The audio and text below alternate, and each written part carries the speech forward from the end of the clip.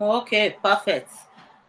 Mr. Raka, we promised to come back today to continue with our discussion about who is fit to manage Nigeria come 2023. So we have it will be Atiku Abubakar and Bola Tinubu. So it's a continuity of our last program. And Mr. Hansa is going to join us soon. He was here before, but I think because of the network problem, he logged out. Austin is also joining us soon. So first of all, let's look at Tinubu. Tinubu, like what people have become. Oh, Mr. Hansa is here. So people have been complaining about his mental health, even his physical appearance. He's looking so feeble. So, Mr. Raka, what do you think about Bola Ahmed Tinubu? Yeah, before we even begin start analyzing the candidates or the presidential aspirants for the 2023 election, we must first and foremost, let me apologize. Let me apologize to those who watched the last episode who concluded that we are being tribalistic in our approach to discussing the matter. However, I would try today not to throw that line of tribalism. I will try to be very objective and look at the issues from a realistic point, from an objective point, not having any bias. I think that will even pay me better because I'm a realist. Now, before we begin to actually analyze these three candidates, which we have assumed to be the top three contenders for the position, we must first establish the criteria with which we use to assess them. And one of the criteria should be physiological fitness, that's the physical fitness, mental fitness, and then general political intelligence. And then perhaps the actual, let me write it down. Give me pen. So that, give me pen. You That's don't have to write it down. As you are saying it, the video is recording it. You okay, can go. because I don't have I don't see what is being written up on my end. So perhaps you can be writing the criteria down. So let us first establish the criteria under which we assess them. That's physiological fitness or Mm, mm, physical fitness, and then a mental fitness, then general IQ, that's IQ, and then understanding of the Nigerian system, to understanding Nigerian's problem. mm. So I will try to analyze these individuals realistically on these basic. I'll try to score these individuals on these criteria as physical fitness. Now, in the case of Tinubu, a lot of people have tried to play down on the physical fitness of Tinubu, trying to make everybody to ignore the obvious physical challenge that Tinubu has. And some even went as far as comparing his health with that of the United States president. That is not exactly true. That is not exactly true. Mr. Biden may be suffering from the challenges of age. Tinubu, on the other hand, is not an age issue. It's a physical ailment. It's a physical ailment that is affecting the nervous system. When you find somebody who is not properly articulating his physiological movement, clearly shows that there's a mental challenge or there's a cerebral challenge that is not coordinating well, to prevent him from even coordinating his arm to hold a flag up straight, being the flag bearer. A cerebral challenge that doesn't make him perform perfectly well enough to turn the pages of his script. So health-wise, Tinubu is challenged. Let's not play about it. Now, those who will play or downplay it are those who just want to see Tinubu as a figure that brings power to their region or to their ethnic proclivity or inclination. Just as when we talked about Buhari's health challenges, the northerners or his handlers who believe that Buhari was the only brand name that can bring power to the north didn't care about his health challenges. And what did we have eventually when Buhari became president? We saw a man who has traveled out severally to go and attend to his health challenges at the time that the country needs supervision. And you can see there was a time Buhari traveled out and Osibaju took charge, I think for 3 months. And in 3 months, everybody felt the drastic change of governance. And I think that was why they hurriedly repackaged Buhari to come back again, because so that the rest of us don't see the difference between a healthy governance and a sick governance. So Nigeria now is more complicated more than ever. We have security challenges, we have economic challenges, we have hate challenges, we have fault line along religion and tribal division, religious and tribal divisiveness. So the country is very, very divided. The country is more challenged than ever.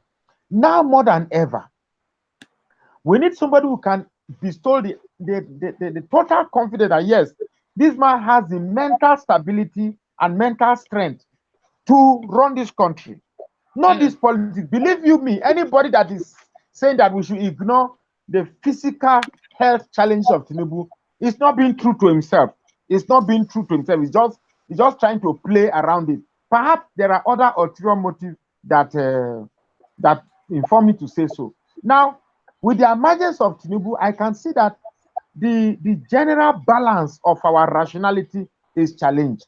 We don't have rationality in Nigeria again. Trust me. That divisiveness of religion and tribe is still playing, even after suffering under this Buhari's regime for 8 years. People still don't want to visit. The very reason why we had to, because I believe Nigeria is at a pause. Nigeria is a pause, and we have taken many steps backward. And still, Nigerians don't want to ask where the problem lies. So, as far as health challenge is concerned, Tinubu should leave that stage to leave Peter Obi and Buhari as far as health challenge is concerned. Peter Obi that for and me, Buhari, that knocks and Atiku. Yeah, Peter Obi and Atiku does not have any challenge with terms of physical challenge. Yeah, Atiku has aged naturally to his age. And then Tinubu again, we have still not sorted his age. We have somebody who is claiming 69. And somebody who claimed by 69 years old, extrapolating that age with the age of the daughter shows that he had his first daughter when he was 7. You and I know that in African context, there is no way a child of 7 will have there's no way a 7-year-old boy will get children. Not even 10, not even 12. If it is 16, 17, 18, well, okay, we say it's understandable. So somebody who cannot even clarify his age, we don't even have a clear standing of how old he is. Some hypocrites will come and say it doesn't matter, age is just but a number. Honestly, Africans, when I see Africans talking about this country belongs to you and I, we are going to die and leave it for our children. What legacy of Nigeria are we bequeathing to our children? So I don't want to spend too much time talking about Tinubu's age. That will make meaningless the seriousness of the topic we have today.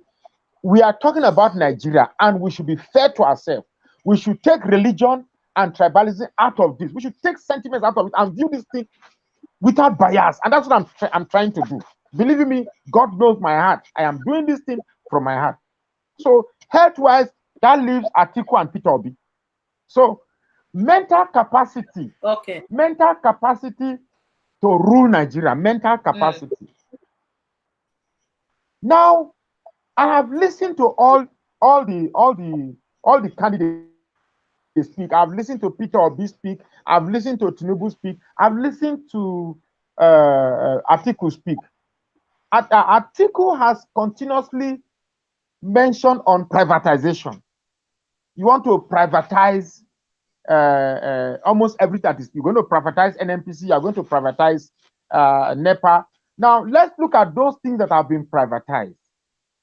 NEPA.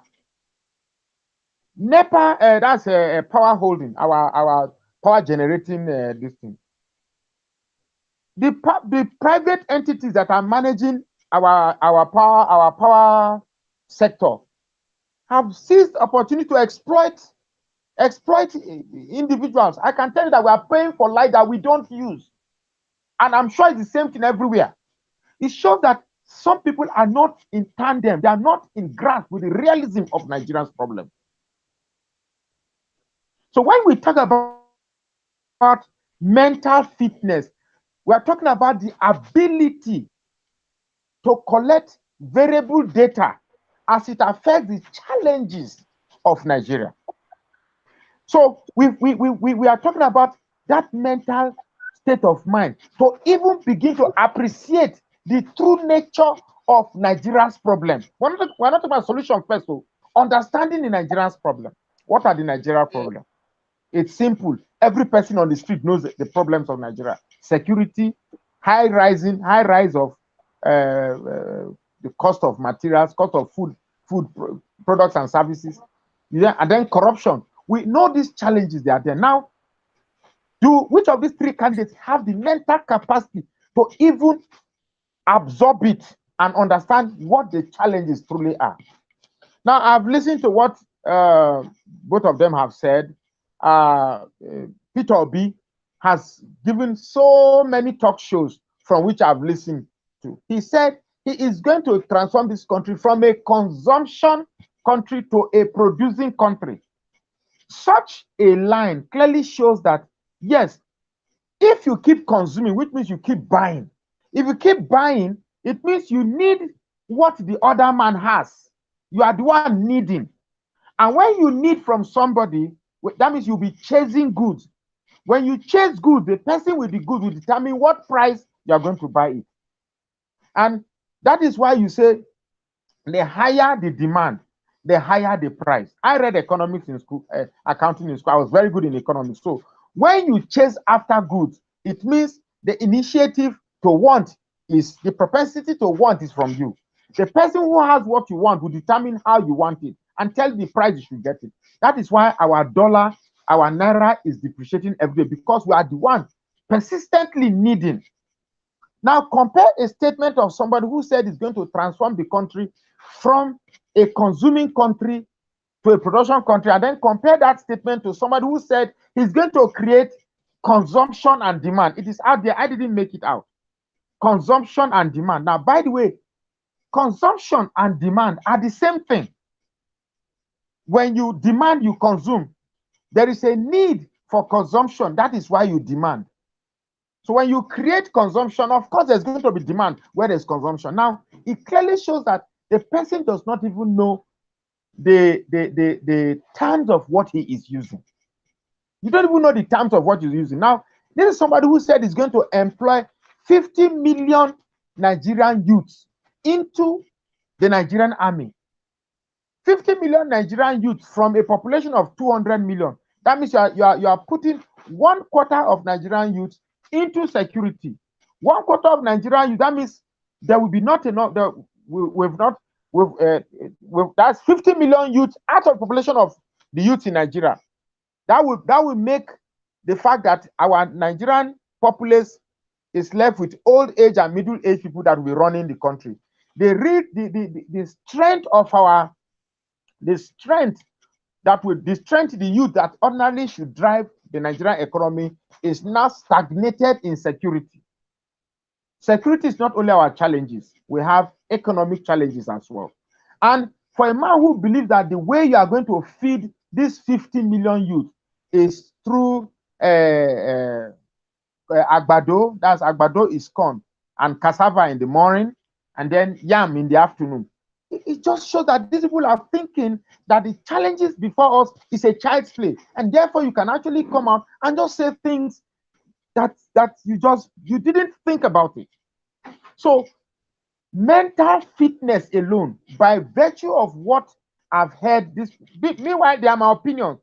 Mental fitness alone, by virtue of what they have been saying, clearly shows that Tinubu also falls out from mental fitness, and that leaves Peter Obi and Atiku. Well, I believe Atiku also knows the challenges before Nigeria, and I know they know this. I know Peter Obi, they understand the challenges before Nigeria. Look, there's a reason why Atiku chose Peter Obi as a running mate, because he knows the man has got stuff. He knows the man has a potential. That is why he chose him. So in terms of mental fitness, mental alertness, I will still pick Peter Obi and Atiku as running ahead of Tinubu. So that leaves with IQ. Now somebody will think mental fitness and IQ are the same thing. No, mental fitness is the ability to keep appraisal with variables resulting from the challenges of this country. So that is mental fitness. So IQ, that is intelligence quotient, is the ability now to profile solution to the challenges you have observed. And this is where Nigerians must be very, very circumspect in choosing who to rule you, who has the mental capacity to absorb and understand what is really wrong with Nigeria, and who has the intelligence to profile solution to these challenges as observed. Now, what are the solutions? The solutions to Nigeria are simple. First, you have to stem this tide of insecurity. And I tell you that the people in charge of Nigeria today know who are in charge, who are the perpetrators of this insecurity in Nigeria. They know it. They know it. But because certain people are using the insecurity in the north as a bargaining chip, you know that when Yaradua came in, Yaradua instituted the Niger Data Development Commission, where the South was used to get money, the amnesty. There's a certain amount for the budget that is given to the youths in the South in the name of amnesty. I can tell you that a section of the country does not like the fact that the budget, some youths in a certain section of the country are getting this money for nothing. So they too needed to have the reason to also get their own Northern Nigerian development, Northern Nigerian amnesty, whatever. So you can see that the insecurity in the north is deliberate, so as to get whatever the Niger Delta youths are getting. Perhaps that is also what is also bringing the unrest in the southeast. I don't know, but they say they wanted Biafra. The ones here say they want Sharia. So, but the bottom line is this: how do we stem insecurity in Nigeria? Which of these three candidates have profiled solution on how to stem insecurity? Tinubu said he's going to employ 50 million Nigerian youths while feeding them with masara and agbado and cassava and yams. Of course, feeding 50 million Nigerian youths with corn and cassava and this thing will not solve the security challenge. That will not solve anything. The reason why, if you want to kill a snake, you cut off the head. Attacking this, now this insecurity in Nigeria has two hydra-headed head. There is the psychological challenge, and then there is the deliberate challenge. The psychological challenge, and most of these people are illiterate. They are operating on what is told to them in the mosque or by people who claim to be sensible. Those in the southeast are operating based on the ideology that Nnamdi Kanu or IPOB sold in them, and those in the northeast are operating on the ideology of what Sharia and the proponent of Sharia sold to them. So psychologically, you can stem the evil wave of tide by stemming the head. If you can get Nnamdi Kanu to change his ideology, that is, if at all they'll release Nnamdi Kanu. If you can tell him to change his ideology and start telling people that, look, participate in this politics. You can see today, for the last 3 weeks, for the first time in the history of Nigeria, Igbos have now taken election very seriously. People are now going to get PVC. Do you know that since people started going to PVC, the sit-at-home nonsense in the Southeast have stopped? Have you known? Have you noticed? Yes. Have you noticed that people are now channeling their energy to go and get PVC instead of beheading people? So it is because people don't have what to do. That is why they say the idle mind is the devil's workshop. A lot of our youths are idle. That is why people who claim to have intelligence are now sowing trash, are now sowing retrogressive ideologies into these people to now turn them into menaces in our society. I believe those youths in the north that are killing people, kidnapping, are a product of a failed society. Psychologically, they want to have money, and they believe that the only way they can have money is kidnapping. When they see others go to succeed, I've seen a man on TV, on social media, who claimed that he takes an empty bus to the park, loads it, and takes them to a kidnapper, about 15 people, all for 30,000 naira. Can you imagine the life of a full loaded bus being wasted because of 30,000 naira? What is 30,000 naira? 30,000 naira cannot even take care of my outing. Oh, so that is what is happening in Nigeria. So, and you can create job. If 30,000 naira is really what is going to make somebody to go and kidnap people, to hand over to kidnappers, 30,000 naira, then you need to create jobs. You need to create jobs for all these aspirants. Are they give an idea? When I can't steal my idea and I can't go take and do campaign. You get me? So you need to you need to create jobs so that people are more knowledgeable than some of the aspirants and candidates, whatever. You are more even well branded. Yeah, so you need to create jobs so that people will not have the need to think that life, to kidnap one life because of 30,000 naira. Because if I have an easier, legitimate means to get 30,000 naira, I will not be forced to go and kidnap people to hand over them for 30,000 naira. So that is the so you need to attack where this ideology is coming from, not attacking them and killing them. They don't know what they are doing. You need to attack the source of the ideology that is driving them. And the source of the ideology that is driving them are the pastors, the imams, and the so-called activists. These are the sources of this ideology. What is driving Boko Haram is ideology. What is driving IPOB is ideology. And what is driving everybody to, I also have an ideology. I have an ideology that Nigeria should be good. And whatever actions I'm taking today is because I want this ideology to be better for Nigeria. Now, there are those who don't care about whether Nigeria is good or not. They are concerned about their immediate needs. And that's why you see they are killing and they are beheading. How do you behead somebody just because he wore the Nigerian army uniform and say you raped woman? My brother, it's not Biafra you are fighting for. You are hungry for sex. That's why you raped that woman. It has nothing to do with Biafra. So you rape a woman, you behead the woman, you behead the husband, you are killing, you are bombing churches, you are blowing yourself up. These are products of retrogressive ideologies. So whoever is coming in must find a way to attack the ideology that drives this nefarious act. So what you just highlighted now, Mr. Oraka, in most cases, the Nigerian government focuses on budgeting money for defense spending. Why the root cause of a high rate of criminality in Nigeria is not being addressed. The Nigerian government is just being hypocritical in its approach to stemming security. Now you are arresting Nnamdi Kanu because he is selling ideologies of hate.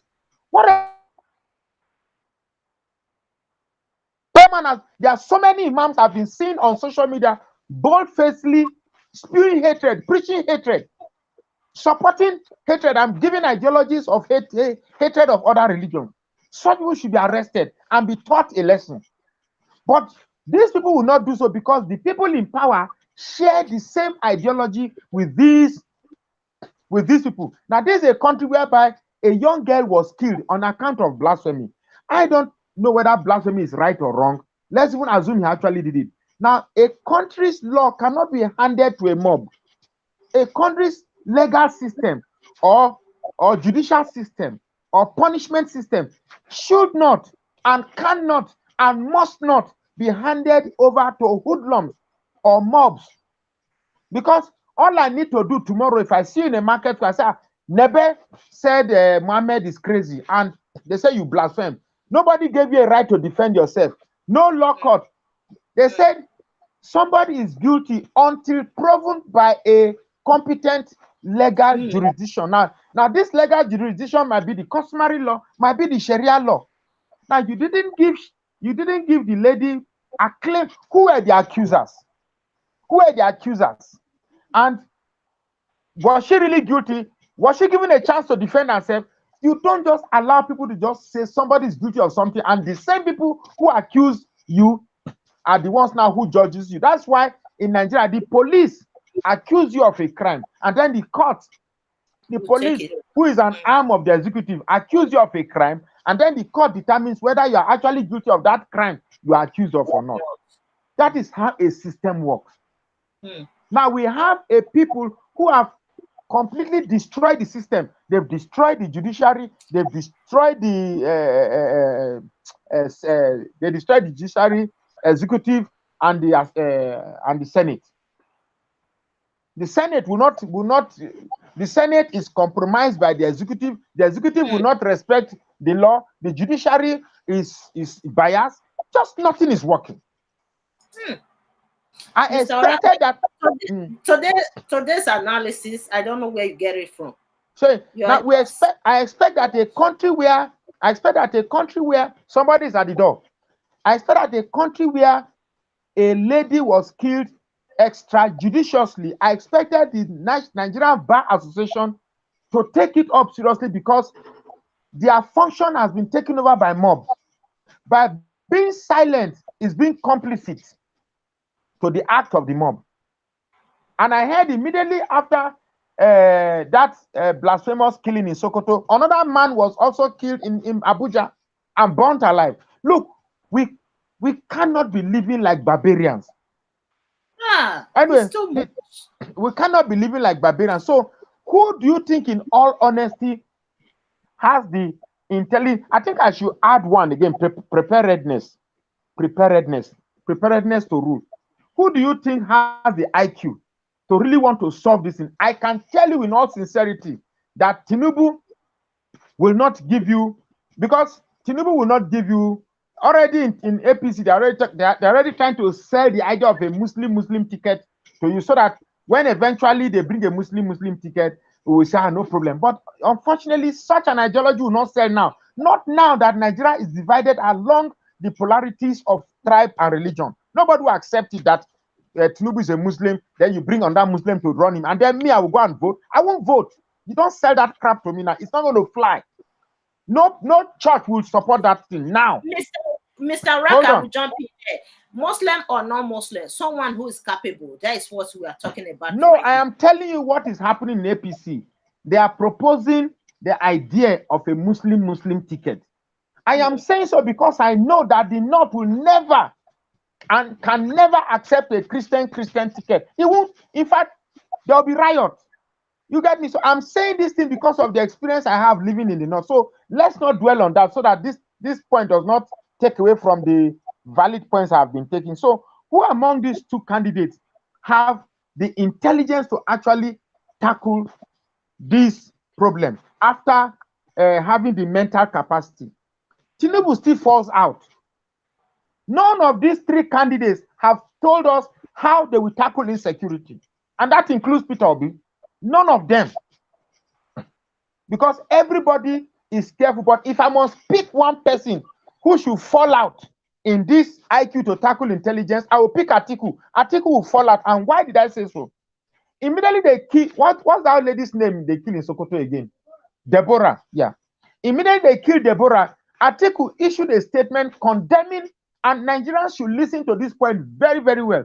Atiku Today I said I'm going to be unbiased, and I'm trying my best not to be biased. Immediately they killed Deborah in Sokoto. Atiku issued a statement condemning it, which was a laudable idea. It shows that, well, what is bad, and you were bold enough to condemn it. But then the North, seeing that there was no problem in the act done to Deborah on the account of blasphemy, which was not proven.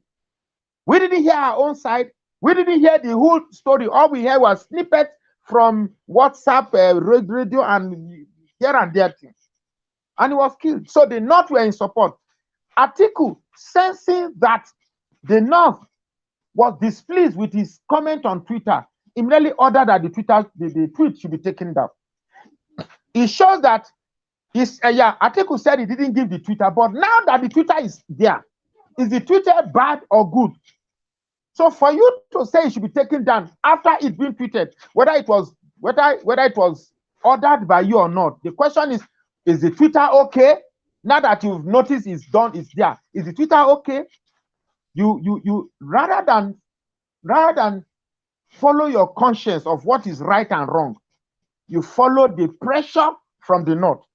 It shows that tomorrow, if you are in power, because the Deborah's case is a security challenge, it shows that tomorrow, if you are in power and there is a security question, the voice and shouts of the North will determine your action to that security challenge. Exactly. So based on that security alone, Atiku, by that singular action of pulling down that tweet, I don't think Atiku has the capacity to stem that security tide away. So Atiku falls out here. Atiku falls out here. Now, Peter Obi has not spoken on terms of insecurity, and Tinubu too has not spoken on how he's going to stem security. But I feel at the bottom of my mind that, well, I cannot say anything, because attempting now to speak for Obi and Tinubu, now I'll be biased, and I promise not to be biased. So I will just leave it at there. But if for wanting to find somebody who falls out of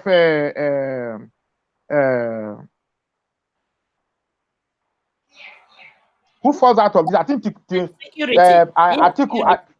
Atiku falls out of this. The fourth one, I was writing it very fast. Even me can't understand my handwriting. Understanding the Nigerian problem. Which of these three people actually understand? I am saying I don't even know who is scoring high. I don't even know who scores high, because Tinubu has fallen out from two criteria. Then Atiku has fallen out from one criteria. Then some people have gotten dropped. So understanding the Nigerian problem. See, it's very important now that we know exactly what is the Nigerian problem. The Nigerian problem. Your camera is not clear. It's black and white. Dark. We can't see you at all. You are breaking my flow. You are breaking my flow, because I'm in the spirit. I'm in the spirit. Reka Sandarabo Yeke Sinda Baba. Rema Sandabarobu. I'm in the spirit. Sorry. No, not that I'm just joking. You know, I like to joke at times, because not be do or die.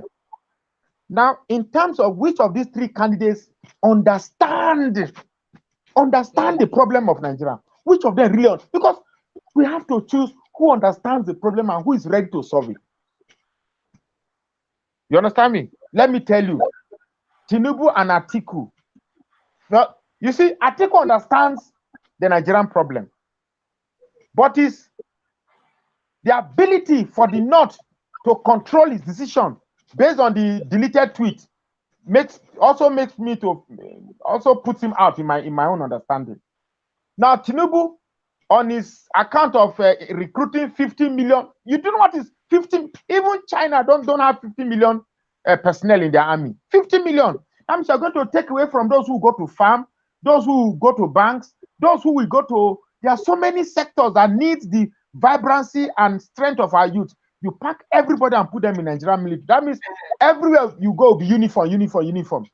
It makes no sense. It shows that you don't even understand the Nigerian problem. So on this account again, I think Atiku and Tinubu falls out, which leaves Peter Obi. I think Peter Obi, there are so many seminars that are out there. He understands the problem of Nigeria very, very well. My only challenge with Peter Obi is that his Igbo supporters should not take this Peter Obi's preference and begin to add these tribal proclivities. What I mean tribal proclivity, I am talking about this Biafra quest. They should leave Yes. Biafra quest completely out of this. Peter Obi's preference by Nigeria has nothing to do with Biafra, has nothing to do with his turn of the Igbos. If you are going to sell, it is the turn of the Igbos. On this Peter Obi's quest, he will lose as fast as he gets this popularity. So finally, how prepared? I think all of them are prepared. All of them are prepared. It's just that the method with which all of them are using to be prepared, that's where I don't like. Tinubu is well prepared to the point that he can spend billions of naira, monies that we have not explained to us how you get this money. You get me? You brought what's that company you brought to Lagos? You are spending more than Dangote can spend. You are spending more than what Dangote can spend. And Dangote is one of the richest people in the world. You're spending dollars. These are people who blatantly came out and are doling out dollars to the public, and we are seeing it. And yet, they are paying you to recycle them to steal some more. And we are ready to recycle them again, to give them the opportunity to steal some more. Compare that to somebody who said, I'm not saying I support the idea of not spending money, but given the forum that our society, the Nigerian society, has degenerated to the point that we can actually create a public forum that is viewed by camera, that is viewed by the whole world, that people can actually come and pay dollars to people who need it badly, because the delegates are people who can't write their names. They are poor-stricken people, picked from the villages, who can sell their soul for half that amount, and you give them that money, and then you use money to buy yourself to power. That's the type of preparedness that they've showed. Peter Obi, on the other hand, saw an environment that requires that you just have to dole out the type of money that needs to be doled out. And he said he can't be part of that system, and he left. I was very angry with him. In fact, I have a post on my wall who condemned him leaving PDP. But seeing what transpired in the primaries of both PDP and APC, I think it was good enough to allow. So I think to a large extent, so now I think it's good enough he left, because for the first time, the youths in Nigeria, those 50 million youths that Tinubu wants to pack and lump into the army and feed with agbado and cassava, they now have hope that somebody who understands what the youth needs is not to be recruited in the army. We just want an environment whereby people have equal opportunities. There was not any estimation before he came on national. I don't want to be a part of Nigeria whereby the only time I have reference is when I'm from the Fulani tribe or when I'm a Muslim. Or Nigeria should work on the basis of merit. Anybody who has merit should be the one. I am a graduate. I'm so broke. I am a graduate, well-schooled, well-articulate, well-exposed, but I am so broke. I can't begin to expose my financial challenges in public, but I'm so broke. Now, if a country is working, do you honestly think that somebody who's as articulate as I am should be having time always to be coming on broadcast and be talking about Nigerian problems? So I leave my time because you want the betterment. I will create the time, not when they call me, I'm always available because I did jobless. So anyway, that's on the jocular side. That's on the jocular. Mr. Raga, thank you so much for the analysis. We have Austin with us today. Austin, the question for today is, who do you think is capable to manage Nigeria come 2023? And we have 3 candidates who are the 3 leading candidates right now. It will be Atiku Abubakar and Bola Tinubu. So, out of 3 of them, can you rate them and tell us who you think is fit to manage Nigeria with the situation of the country right now? First, I'll say big thank, good evening, everyone, and thank you for having me on the program. First, our challenge over the years as Nigerians has been that we don't think. If we are people that think very well, and we remember the record of these 3 persons, then you know that it's only one person that we all should be talking about by now, especially with the situation of the country. First, let me ask these questions. Is it possible to solve a problem with the same problem? The very big answer is no. Two of the people running for this position that are here now, that are part of the two leading political parties in Nigeria, the APC and the PDP, they were the front runners and they are the main architect of this mess that Nigeria we are into today in the country. Then you now expect these same people to now also solve the same problem that they created. It's not done. And especially, let's ask ourselves again. These are persons who, for the past 10 years in their life, tell me of any program anywhere in the world or in Nigeria where it has to do with business or economy, where they invited them to even come and even give a speech or anything. Nowhere. These people have not been educating themselves for the past how many years in their life, as far as I know. You want us to also make the same mistake we made with Buhari, where Buhari, that has been fighting to become president of Nigeria since 1999. Throughout all those time, he was not invited anywhere for any lecture. He didn't go to anything. Same thing with Atiku now. Same thing with Tinubu. And these are persons who are too old. With the way Nigeria right now is so fragile, because we have never been this divided in the history of Nigeria. And apart from also being the divided, people are scared of their lives. A lot of people do not even know what will happen to them the next morning as they are even going to bed. People go to church these days, go to mosque, they don't even know what will happen in the next 5 or 10 minutes. And yet we are debating about the persons that are part of the problem. Then we can't keep doing the same thing and expect a different result. It's impossible. If you look, apart from being a youth, until we as a people come together and don't just only campaign, we begin to talk of a political movement. There's a movement going on in Nigeria now, where you see people moving for Peter Obi. As Mr. Uraka was saying before, the impression a lot of people are trying to make that Peter Obi is a candidate of the Southeast is what I don't really like. I'm not an Igbo. I'm from the South side. Obi, now as we speak, even if he say he does not want to run for this office of the presidency again, a lot of Nigerian youth will turn on him. Because people now, he didn't give anybody money. He hasn't even come out to select people. People are doing this because Nigerians are tired. We are frustrated about the situation of Nigeria. That's why you are seeing for the very first time, you are seeing even people doing programs to educate the people about getting their PVC. People running everywhere, telling people to get their PVC, saying I'm obedient, I'm this, I'm this, I'm this. Not that this man has given them money. We need to change the narrative.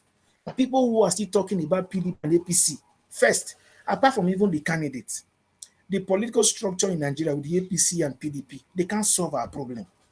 Because the way they play money politics, the amount of money they spend during their, people only talk of the money they spent during the primaries. But let me tell you, as somebody who has been a party person for a very long time, the money they spend, first of all, to see the political leaders before they even think about nomination, before they were able to spend those money for delegates. Do you know some amount of money? You saw Wike going to different states and donating money, even when he's owing workers in his states. So many areas, owing them months of salaries that he hasn't paid. You see Yahya Bello, who has not paid salary for over 3 years, going to different states and donating money, trying to create an impression. They do that. That's the one they do openly, not the one they do secretly to some of these traditional rulers and some of these things. So the amount of money they've spent at the end of the day, he has even run into over how many billions of dollars that when they now get to office, I've said it before on this program, that some of them go to bank to even take loans. That's why when they now get into office, they've created so much debt, borrowed so much, that the first thing they think of to do is to settle and do all that. Because they did not really, it's not me and you that folded them either. They've already bought a lot of the party men and all that. So they are no longer serving our interest. They are not serving the interest of the people they bought this position from. So if we are Nigerians who must want to really make a point that we really want this to change for us, we need to change the narrative and let this APC and PDP know that the country belongs to us, that the power of the people is more than this power that these people are fighting for. So until we make that stand and break this gene of APC and PDP, we might continue in the same line that we will be continuing before. Which political party will say they really want to work for Nigeria, and you are telling them to get their form for 100 million naira, when the president's all allowances, salary, and everything for the 4 years in office is just about 54, 52 million naira, and to acquire just by the presidential form for APC, it was 50 million naira. What the message are they sending to us? They just send a message to us that they want to sell that position to anybody to come and loot. It's not done anywhere. Even if you are telling them to come and buy presidential form for 20 million naira, it's even too big, because their salary is not more than their salary or their allowances put together for 4 years is not more than 54 million naira. That is if they don't eat and they don't close, they don't buy shoes, they don't do anything. That's when you can amount to 54 million naira. If you are going to eat, do some things for yourself, and you work, I work, you know that it's impossible that for a whole month you will not spend money for yourself out of your salary. It's impossible. So for them to be able to do this, even in broad daylight, where some of them were paying up to about 30-something thousand for per delegate, 30-something thousand, not naira, in dollars. $75,000 in In APC, dollars, 75,000 in dollars. not even in that. If you put that $75,000, that is close to about 40 something to 50 million naira per delegate. That's not the money you pay to. If they are spending that just by only delegates, the delegates are not the main carcass in the political party. How much do you think the party chairman and their ESCO will take home? That's not the money they spend in hotel. That's not the money they spend for feeding. That's just only the money they give to each delegate. First of all, it's even a crime. It's even against the law in a country where you use naira for you to be carrying dollars about as a politician, a public office holder spending dollar. That is even a crime. Number one, that's to tell you that these people do not have regard for our economy. They don't have regard for the country at all. And those are persons who also want to vote into power. People that have no regard for even our currency. People that have no regard for me and you. That's an abuse. And yes, because we're in a lawless society where they can't arrest any of them, they can't tell any of them anything. That's why they keep doing these things that they are doing, because they keep getting away with it, because nothing is happening to them. And let's even check the track record of these persons. How did Ahmed Bola Tinubu made this money? How did Atiku Abubakar made this money? Then how did Peter Obi made this money? Peter Obi is the only politician today in Nigeria that can tell you this is what he did. Go and verify. He has said it several. Let the EFCC always go and verify everything. Go and verify. Those are the kind of people we need. Can Atiku Abubakar? You remember what Obasanjo said about Atiku Abubakar about the money he stole as a vice? Imagine what he did as a vice president. Imagine, you go and look at Obasanjo. Obasanjo always say it every time.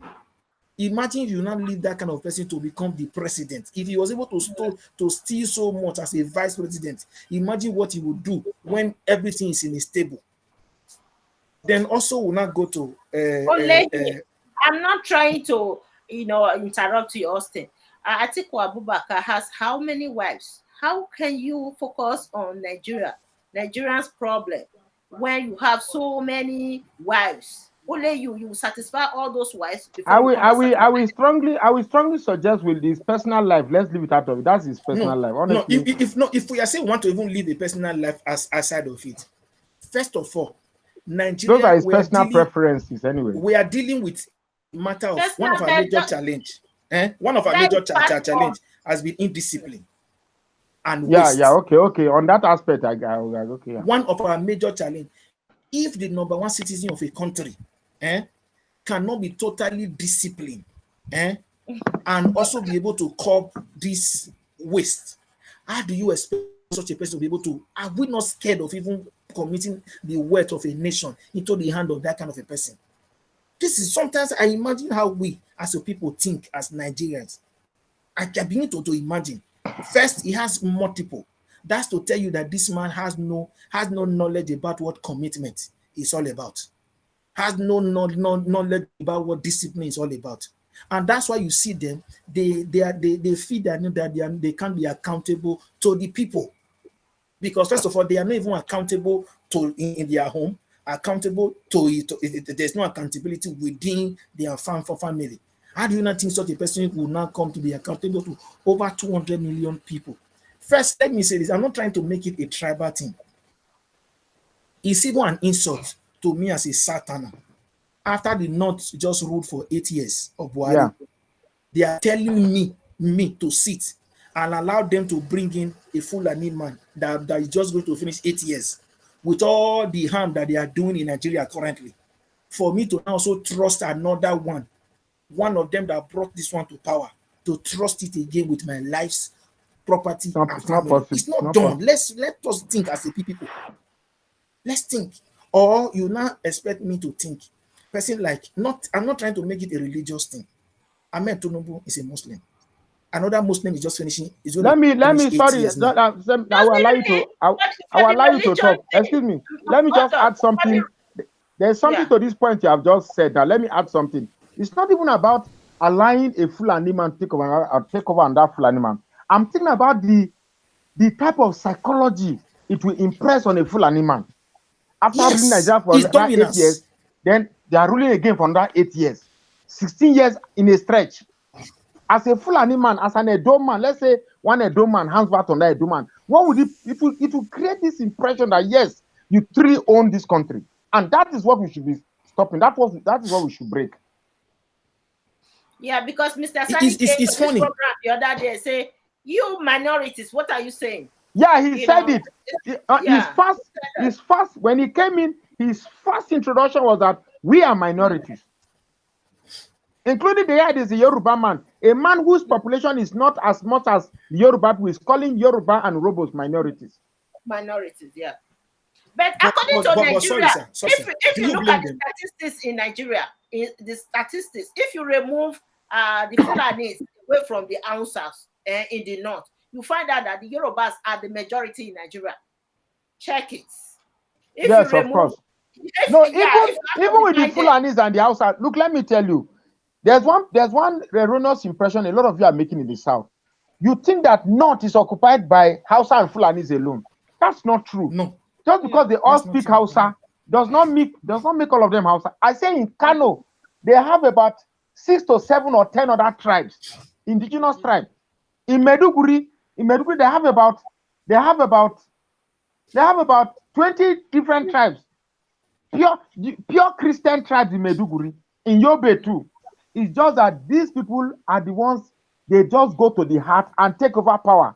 So because they are the ones in power, they are the ones you see every day. They are the ones taking charge. They are the majority in the north. They are the majority in the north.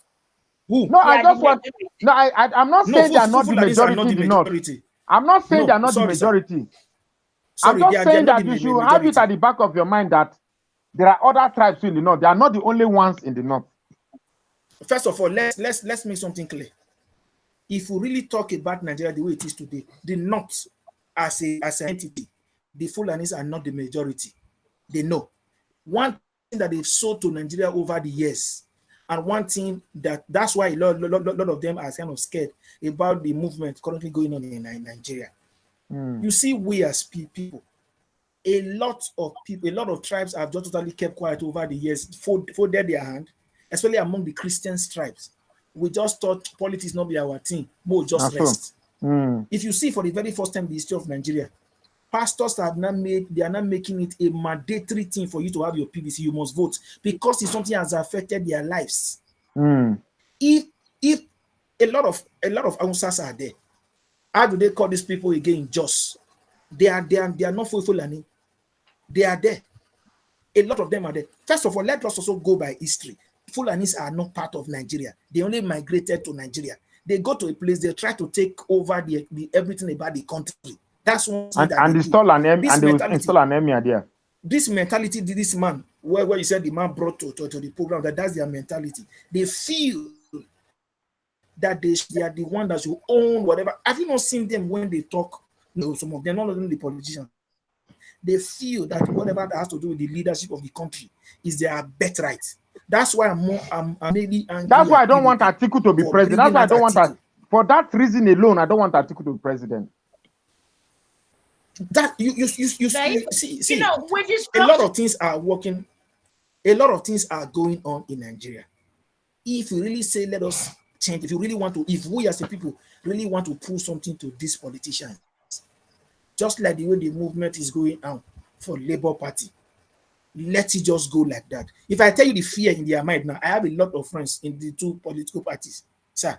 They never believe that the youth of Nigeria can do what they are doing now presently, where they've taken upon themselves that we must get PVC, we must vote, we are tired of No, and nonsense. nobody's asking This for country money. belongs to Nobody nobody's asking for asking for money.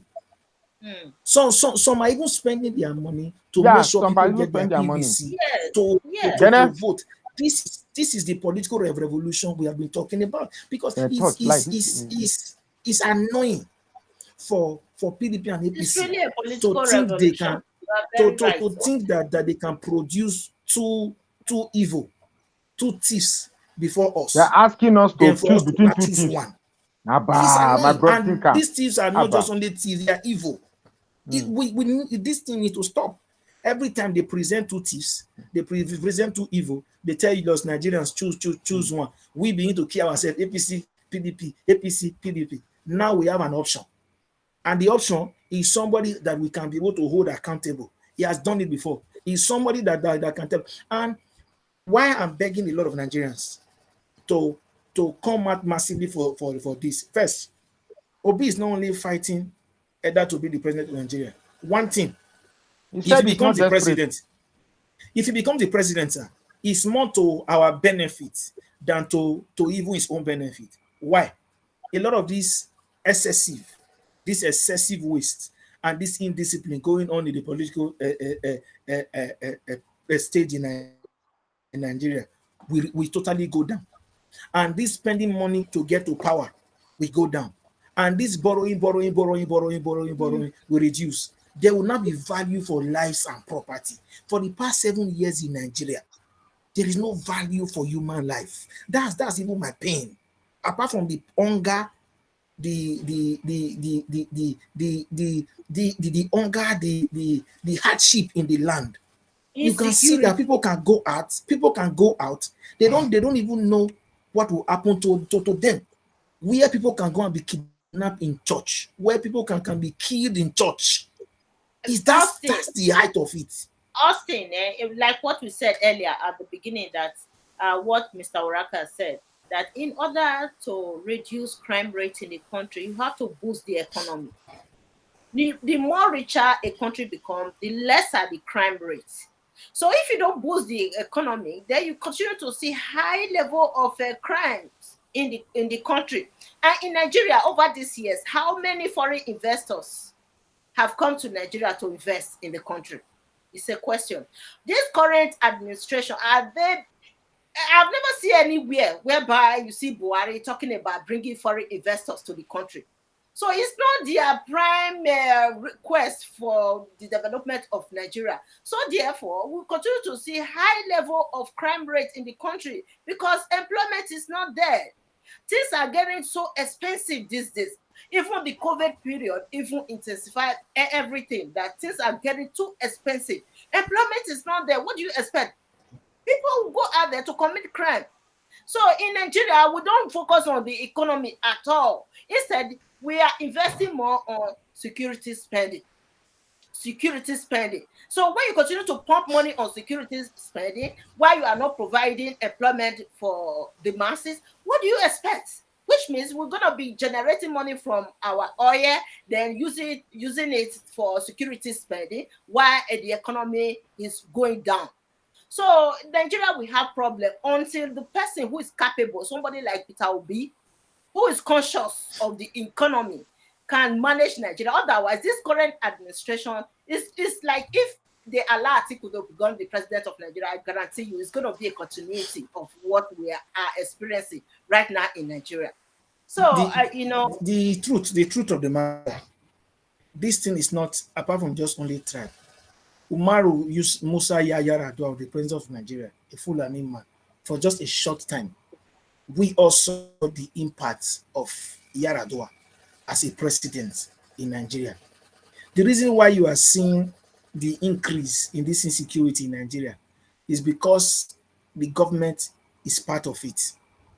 I think late General Sani Abacha said one thing. He said, whenever you see insurgency, if it lasts more than a day, in any way, you know that the government is part of it.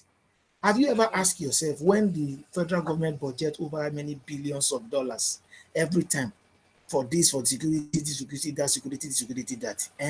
What is the use of that money?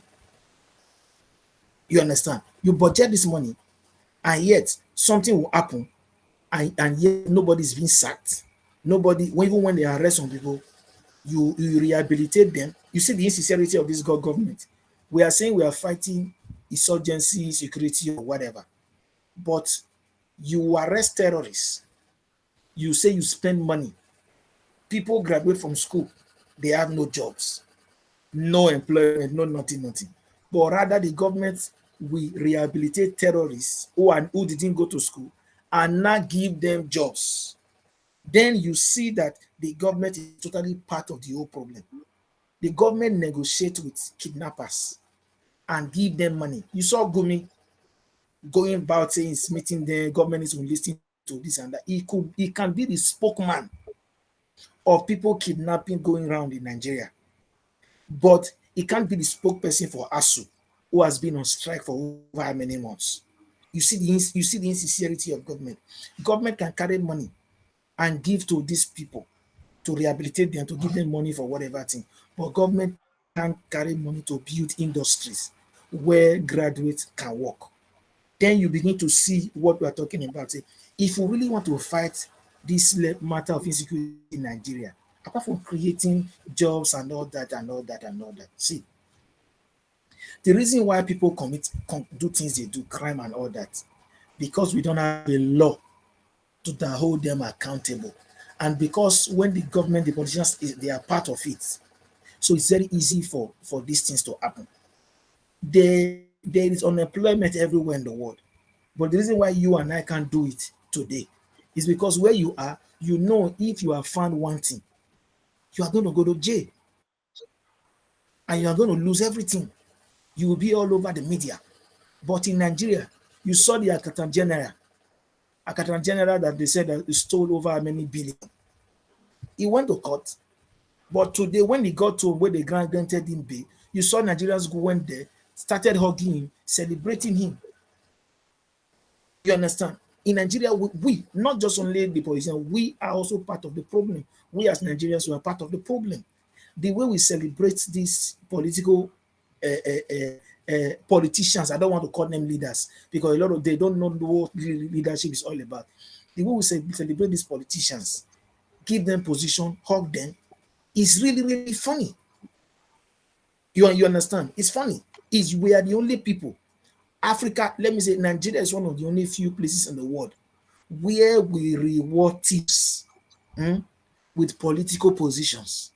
Whereas in a sane society, those people they are supposed to be in the prison, rusting away, where the government sees all their assets, all the asset they stole from the state.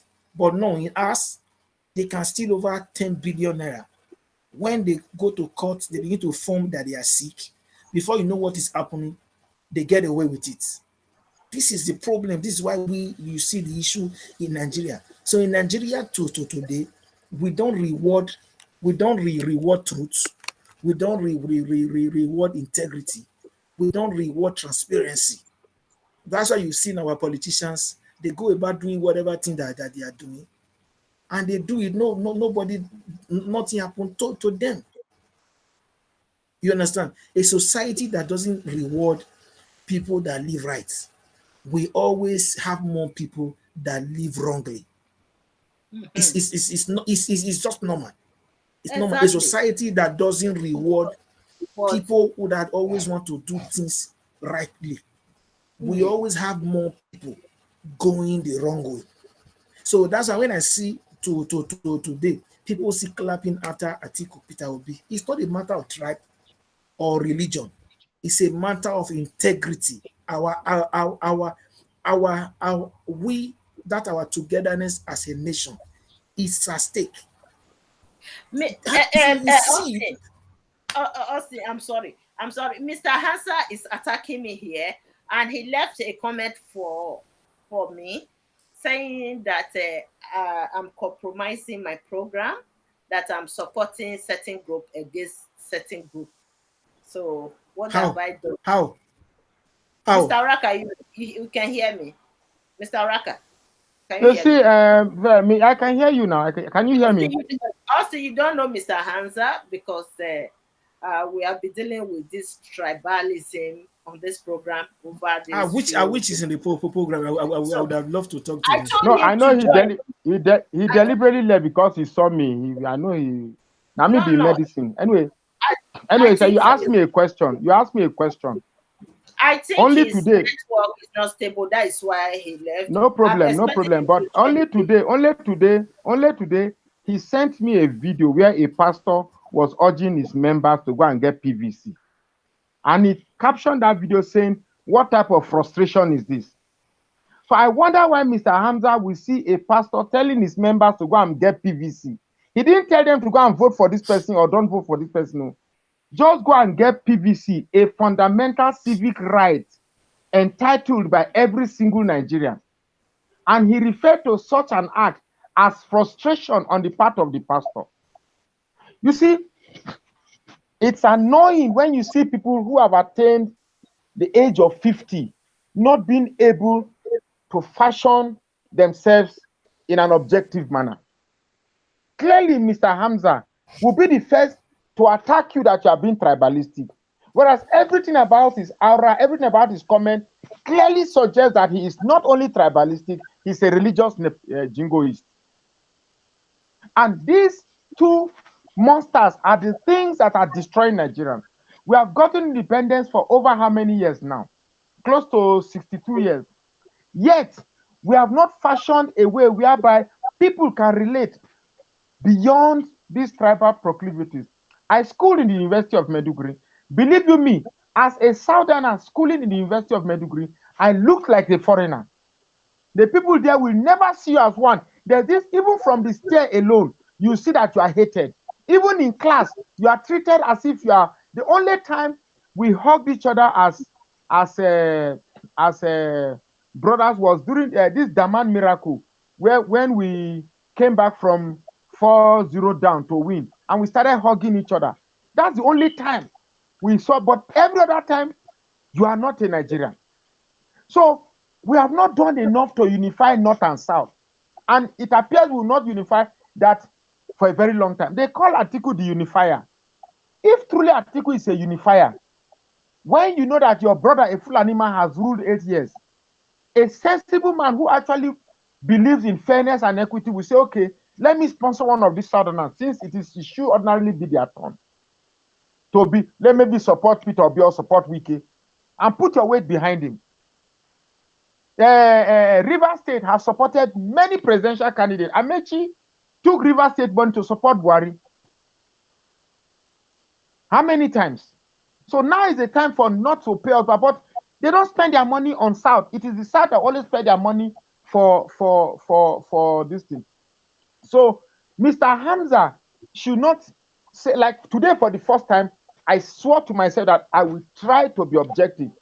And I think to a large extent, I was objective. I don't know. I'm not perfect.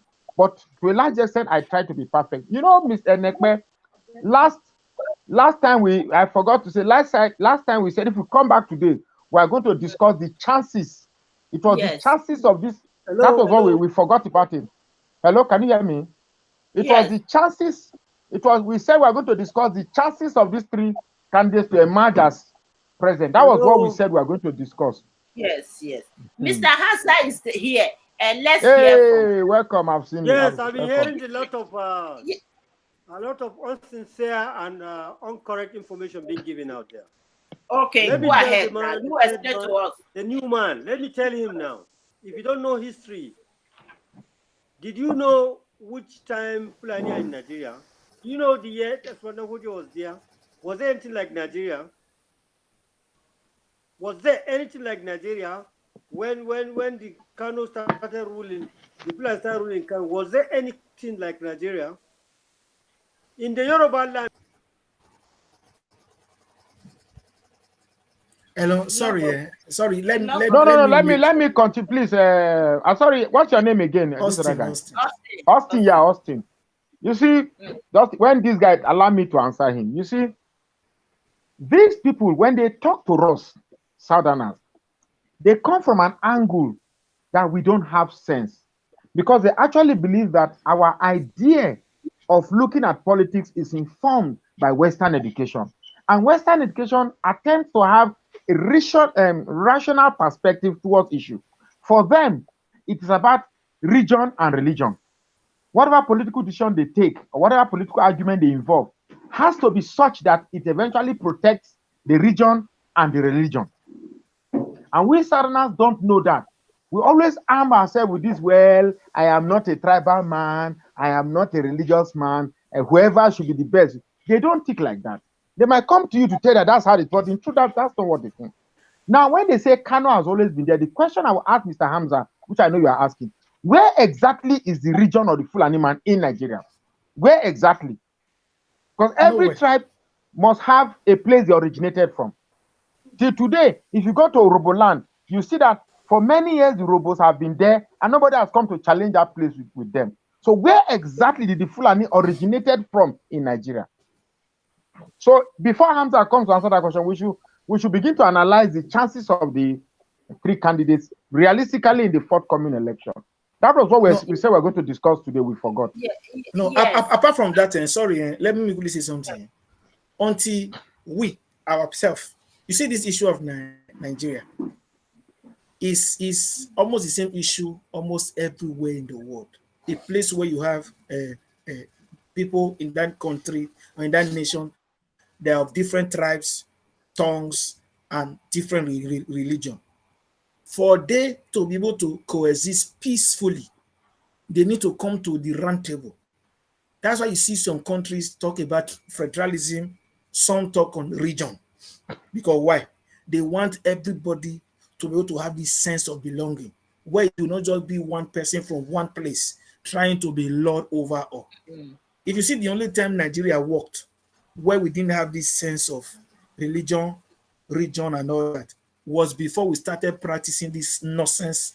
Nigeria has been like that right What we from are the practicing now. previous No, days. it was not like What that. If you see when what we do you practice think the regional exacerbated government, the civil war? What do you think no, exacerbated the no, civil war? No, when we let's not practice the let's regional not let government, we didn't come to discuss civil no, war. I'm Let's not. coming. When we practice the regional government, to be very honest, Nigeria was far better than what it is now.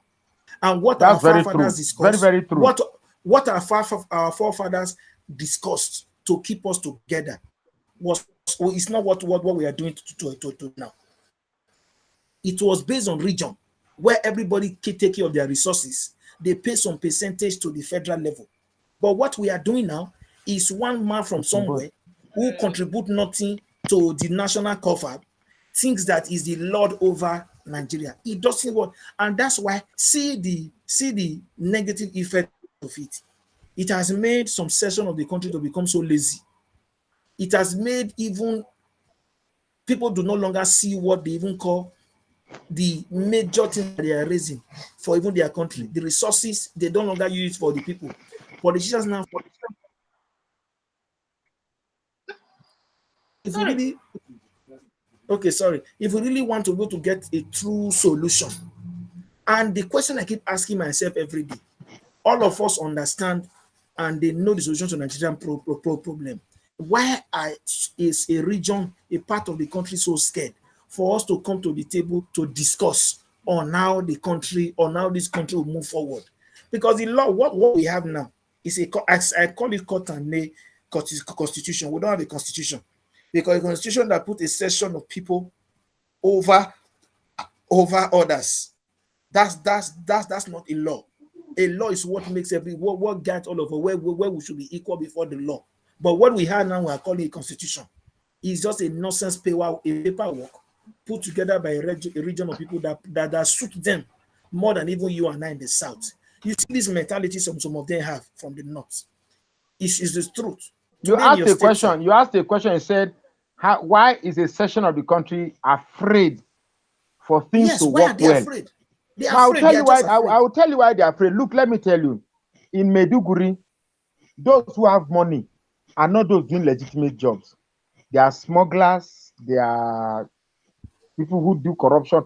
People, if you go to their state secretariat, you just find people lying down on. They'll just put a big mat under one big tree, and everybody's just lying down, gisting, waiting for Monday to collect salary. I'm telling you the truth.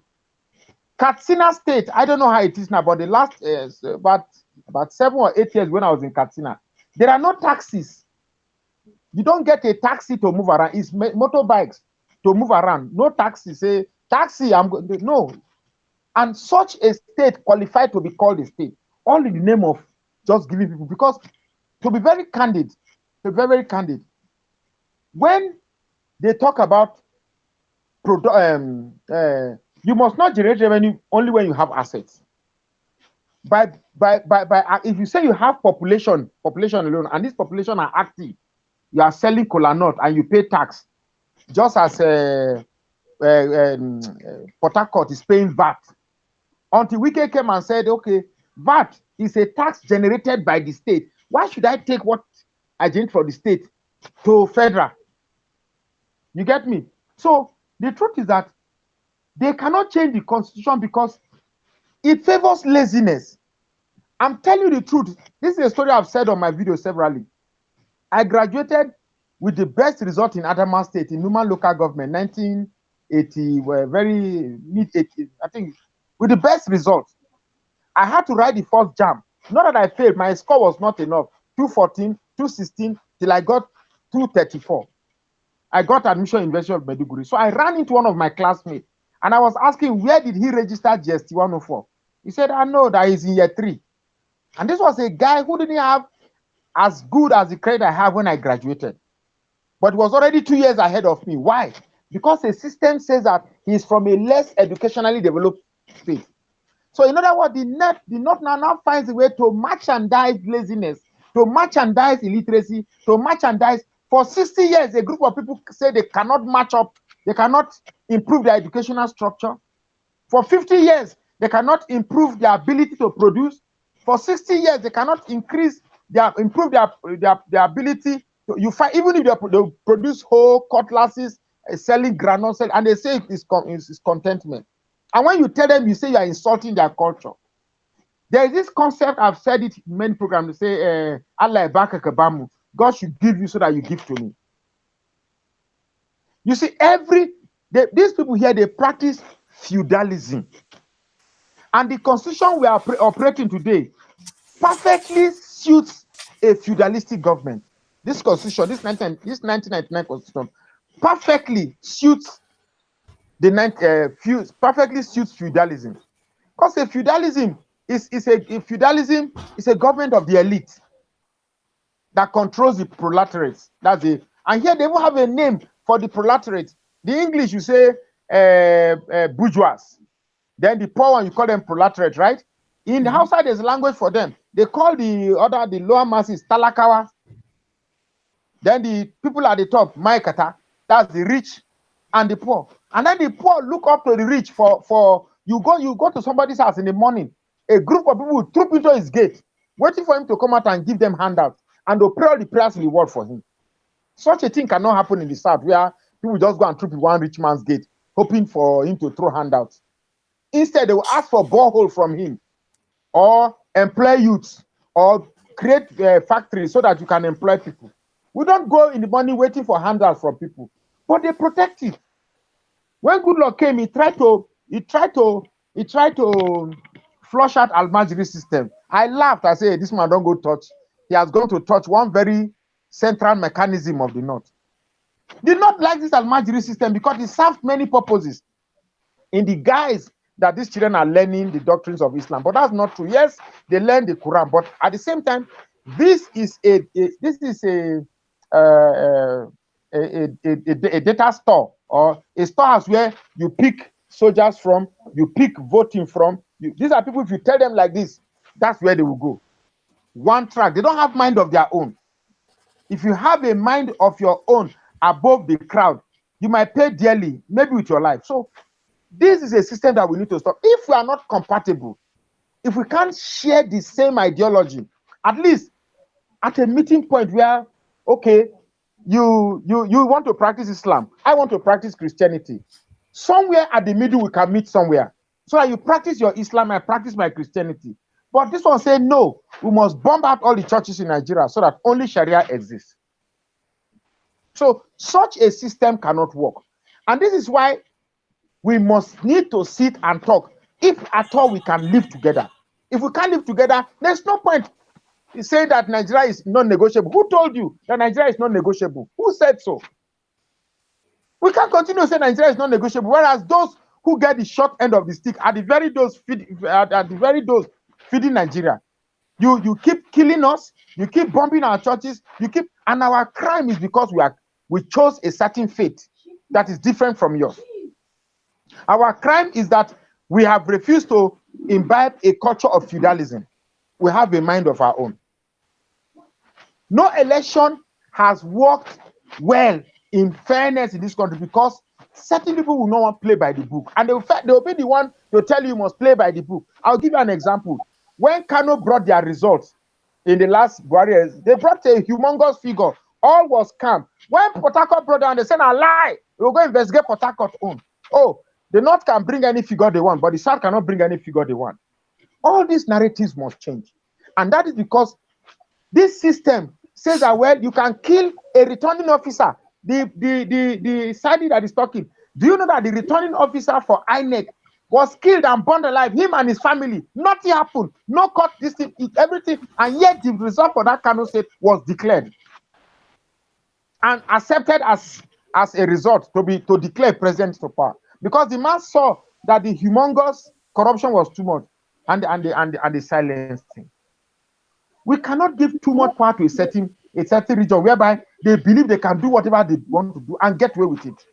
That is why we must stop Atiku from becoming president. We cannot give this impression that for a southerner to become president, it has to be on the volition of the northerners. That's the northerners agreed before Obasanjo became power. Divine intervention came before Goodluck Jonathan became power. And when the northerners applied first to remove Jonathan by giving a dog a bad name in order to hang it. So we must stop. And the only way we can stop this narrative is if we start working together. The Edo man, the Yoruba man, the Igbo man, the Yoruba man, particularly the Yorubas and the Igbos, should find a way to come together. This is what is giving these people the audacity to come among us and be telling us rubbish. I don't blame them. I don't blame them. See, it is impossible. So sorry. It is impossible for us to live together like this. No nation in the world, no nation can survive like this. No. Because let's be very, even in America, the president does not have so much power like the way the Nigerian president has so much power. The governors still have powers in their states. They do a lot of things and fix a lot of things there. That's where they practice true federalism. They control their resources there. But in Nigeria, it is one man from somewhere. That's why you see where the president can begin to. Some people want to become governor in a state or whatever. They will be going to one other state to go and see the concept of one man. Can you imagine? It's not part of that state. It's not annoying. It's annoying. After let's begin to announce the chance of this. My battery is going down. Mr. Raka, yeah. Mr. Hansa left a comment for you. I'm going to read for you right now. Oh my God, there's a flow here. People are leaving too much. Okay, let me see this here.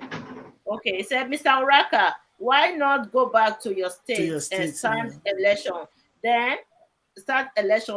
Then you can present yourself so that you can go to National Assembly. So it's advising you to go to your state. There are many ways you can contribute into Nigeria. You must not lead to contribute. You must not lead to contribute a part of development. This is where God has blessed me to talk and and analyze and shape the consciousness of people. Save people from the wrong narrative. Save people from the defeatist narrative that the North have sold to them. I've spent over 55 years in North so that I can tell my people what I've learned from the North. So what I'm doing proudly, and I'm very, very happy I'm doing what I'm doing. At least the narrative that you have more population than the South is a lie. The narrative that you have more landmass than the South is a lie. The narrative that if it comes to every election you must win is a lie. We are stronger. We are only weaker because we are not united. And now that we are united, why are you scared? Why are you sending videos to me that the pastor who is urging his people to go and register is frustrated? We don't need to bring young, small boys to vote. We don't need to bring people from Togo when they use and Ghana to boys and people from Niger to vote. So he hasn't sent that video. We always have the population. The reason why you don't think this population counts is because a lot of us don't take elections seriously. We just believe that anybody go rule, so make country they go. But now we've given the North that opportunity for too long, and they've abused it. Now the South wants to realize. I love the awareness that is going on. I love the consciousness that is going on. Now the South is aware that we must take this election seriously. So why are you scared? Because the lie you have fed the South for over the years is beginning to dawn on you that sell again. Everything has a lifespan. The lie that you have more population is dying because why is INEC suddenly hoarding PVC cards from Southerners, hoarding machines? Because the kind of awareness now we now have is causing a scare. I thought instead of all this idea of depriving people from getting PVCs, I thought the same crowd that we are seeing in the South will be replicated in the North. So where is the crowd from the North that should replicate the crowd we are seeing in the South? Because the idea of this population you have been selling has been a long-term lie that is slapping you back on your face. There's no population in the North. No, I would have asked to ask Mr. one question. How will he feel if an Igbo man, hands over to an Igbo man? You understand? Or somebody from the South go to the North to go and be creating some of this problem. One thing you guys don't understand about Mr. Hansa is different. He is supporting Tinubu, not Atiku Abubakar. No, I'm not even talking about. I'm not even talking about only Atiku Abubakar. It's not supporting Atiku at all. See, he's supporting Tinubu. There's a reason why he's supporting Tinubu. He's not supporting Tinubu because he's supporting Tinubu because what we hope for Buhari when he had Osibanjo is the same thing they're hoping. They know that Tinubu cannot withstand the pressure of governance. They know very well that he will only rule for a small time and hand over to a northerner. It's not because at the end of the day, look, you'll be shocked that Kano will vote massively for Peter Obi. Massively. Forget what he's telling you. It's just a smoke screen. From the beginning that Hansa came to this show, he has shown his deep-rooted hatred for the Igbos. I don't like what the Igbos are doing in terms of their IPOB and Biafra, but I've never claimed I hate them. Sir, you get me? I know that it's just a group of people. So whatever they are doing in that the IPOB and all that, let's be very, very honest. Even your wife you have at home, when you must maltreat her for too long, no matter how quiet or how submissive she is, you expect her to revolt. Whatever thing we are seeing, even this election, what is playing out? For the very first time, it's supposed to be the return of the Southeast to produce the president in Nigeria. Yeah. For the very first time. And yet, the same people that have not produced even the vice president, nor the Senate president. You don't allow them to I'm going to join with another phone so that you can bring me on. You will see another request with another phone. You join me. They've not allowed them to join since to even do anything. Now is their turn. They still had the way to benefit from them. And these people have said they are tired, they want to go on their own. We are still saying they can't go. We don't want to give them their rightful position in the country. Give them political opportunity in the country. It's simple. It's simple. Because see, where there is no equity, where there is no fairness, no oneness, you expect the people to feel, when they now feel that they are marginalized, that people do not call them as part of the country. And you say, I'm not part of the country. Now you don't also want us to go to also form our own, to do something to value our people. It's funny. See, one thing that what is name again? The man is saying we should leave this tribe and religion stuff and put it aside. For what? For one, for the love of Nigeria. If truly every one of us is sincere among, whether if you say we really want to talk about equity, want to really talk about sincerity, it is the turn of the South. And when the Southeast. If we let's talk about credibility and match these three candidates together, the worst of Peter Obi is better than the best of any politician you present from the two political parties. Is better than all of them. Is better than all of them put together. They are credible people among in the north, even among the Fulanis. It was among the Fulanis that we got Umaru Musa Yar'Adua from. And today, most Nigerians are still crying because one of the best presidents in the history of Nigeria did not really take time, did not really stay for too long before he died. But if Umaru Musa Yar'Adua has stayed at least 7-8 years with the way it started, Nigeria would have been better than what it is today. Because why? This is a man that don't believe in the country. But whether we like it or not, Atiku Abubakar and Tinubu, they are not supposed to be people we're supposed to be talking about with the way Nigeria is very fragile. Do you know that the country we are talking about, that the country is broke?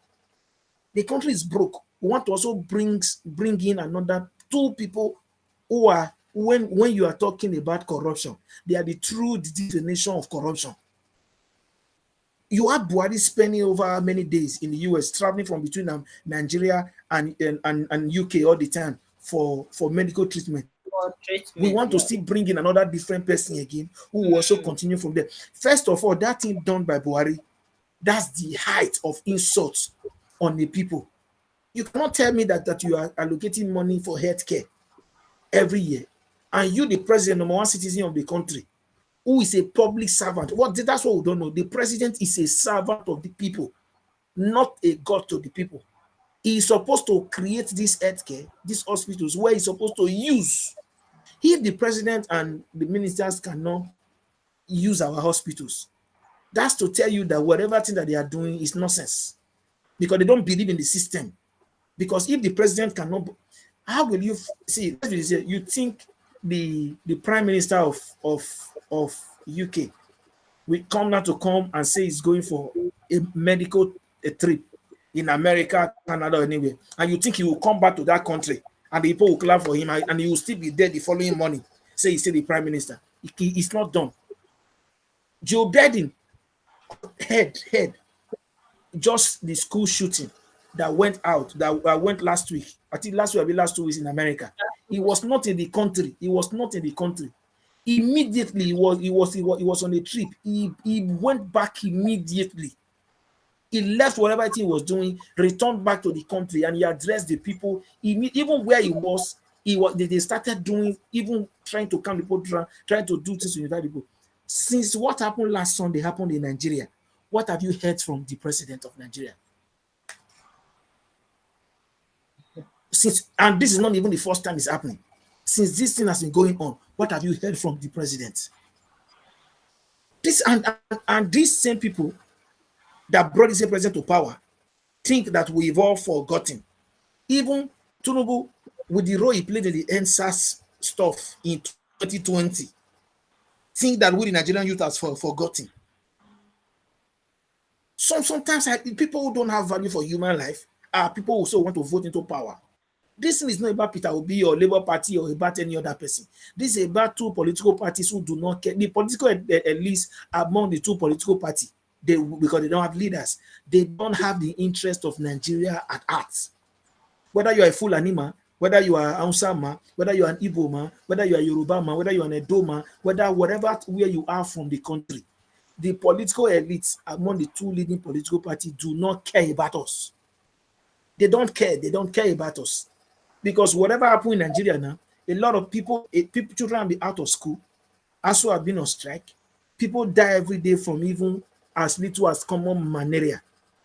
Some die from a little of what they would have known to treat with common 20,000 naira. They don't have the money. no free healthcare. Even people that paid for the healthcare system, they don't even have a better one. That you see some things people die from in Nigeria. A lot of women even die through when they want to give birth because no facilities in the hospital, no nothing, nothing. Then we'll sit down, we'll fold our hands, and we'll begin to clap and say, I'm voting for Atiku, voting for Buhari. I ask every day, what is the difference between Atiku, Tinubu, and Buhari? And these people that have put us into this mess. PDP ruled for 16 years, nothing came out of them. Created a lot of debt. APC came in just less than 8 years, and we are even the mess that they created is more than even what PDP put down for even 16 years. That now this one don't even have value for life, and we are still debating PDP and APC. We as this time, is it that we don't think, and that's why these politicians do not take us serious. You understand? That's why they don't take us serious. They know that whatever thing they present before us, we will always accept whatever thing they present before us. And that's why Atiku and Tinubu were together yesterday to bring in Buhari. Why do you think that they are not? What make you think that they are not still together till date? Is it because You they are know not in what? political party? The system, Austin, the system gives power to these political parties to produce candidates. And whatever candidate they produce, they're going to impose them on us. We have no choice anymore. Either you choose one out of the two bad, candidates that they produced. So that is the thing. Not until the masses have the right to produce candidates for political parties. Otherwise, these two major political parties in Nigeria will continue to impose what Nigerians, the majority, deem as worst politicians in the country. So that is the thing, you understand? And in most cases, we don't think about that. We don't discuss about how APC and PDP have been imposing their politicians on us. So not until we address that specific area. Otherwise, next 4 years, these people will still come and bring one whatever politician they believe that satisfy their own self-interest, not the interest of the masses. You understand? Like what happened now during the primaries, PDP and APC, they use money to buy delegates. Do You you understand know what why I they mean? do it? Do you know why they do it? They don't do it because of themselves. They do it because Obaro, they do it. come and They on do your it lights. because they do it because we don't think. Because we will always accept whatever they give to us. See, when people come and give you garbage, give you leftover from what is supposed to be yours, and you accept it and you don't reject, you don't say anything, do you know they are still going to keep feeding you with the nonsense? You understand? But when Yeah. they come, they bring some things to you, and you are bold enough to say to their face, I deserve better than this. Do you know that these people will go back later to they'll begin to do a lot of things because they know that people are now aware. They know what rightful belongs to them. The problem in Nigeria is that a lot of us do not know what's supposed to be our rights and what's supposed to be a privilege. We see privilege, we see our right as a privilege, and when we see privilege as a right, it is our right to demand from good government from these people, for them to give us good government, good representation. But when these two political parties represent these two two two people that are not supposed to be there, what are we supposed to do? We go for another person. If we vote them out of power, when they now see that the people are not talking about credible candidates, you see that from the next election, they will no longer be them presenting people who are not, because a society, we the people are the problem, not the politicians. I said something before. A society and the people that do not reward integrity, accountability, and people living well will always end up rewarding criminals, having more criminals, having more and more criminals in the society. Because we as a Let me give people, you let who me do we give reward our vote with? We always you reward criminals with our vote until we begin to reward people with integrity with our vote. You will see a lot of yes. this nonsense that APC and PDP are doing will not stop. Yes, and let me give you one example of what you just said now.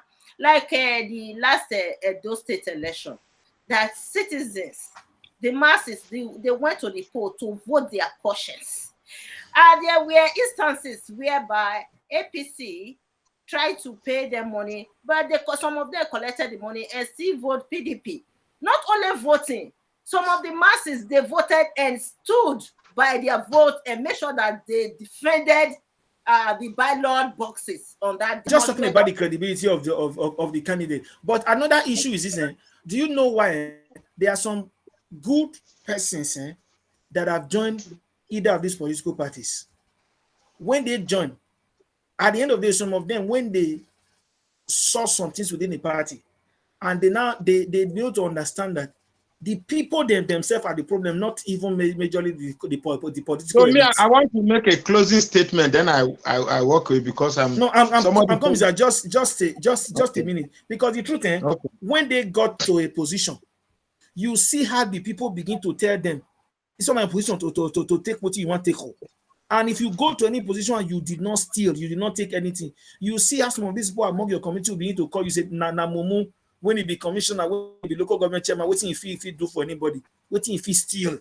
What if you do this? And when they now see that the people that they are trying to do a lot of these things for, do not even know that whatever thing they are trying to do is for them.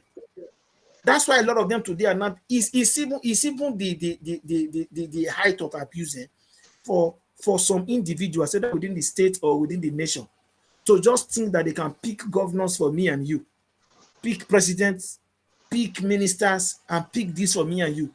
That me and you are not even, you and I, we are not even part of even people that can even come to nominate people that will even represent us. But whereas in a sane society, nomination starts from even their community, what level. But yeah, ours is different. One political leader can just come. This person is loyal to me. Not the person is loyal to the community or loyal to the state. He's loyal to me. Let this person go there to go and to become the governor. So it becomes a case of who you place the piper, dictates the tune. Yeah. I will keep saying this. A society and a people that does not reward integrity, reward people that live well, we always have more criminals. We always have more hoodlums in that society. So we are getting to the end of today's program. Mr. Araka, do you have any closing statements? So I actually came back to do the analysis of the chances of the three political aspirants, their chances. Realistically, their chances. Now, once again, like many other elections that we'll be having in this country, the power to actually decide where power goes is in the hand of the Yoruba people. Once again, because every time we have an election in this country, the Southwest, anywhere the Southwest put its bulk, that's where presidency goes. So because they have the population. Yeah, but in Nigeria, and this is a message to all Yoruba people, the power that God has dropped in the Yoruba man's hand, we have always used it without wisdom. We have not used it without wisdom. It was the Yoruba vote that brought Buhari in, because they actually believed that Buhari was not going to last long, and then their son Osibanjo was going to go back. Now the dynamics have changed. We should stop the very evil that has crippled our democracy, which is tribe and religion. The North will always play religious politics. You cannot separate them from it. We in the southern part, we always play ethnic politics. The religious politics in the North have always benefited the North. We've played ethnic politics for many years. It has never benefited us. When they were doing the PDP primaries, people stepped down for their own brother. How many Southerners stepped down for their brother? None.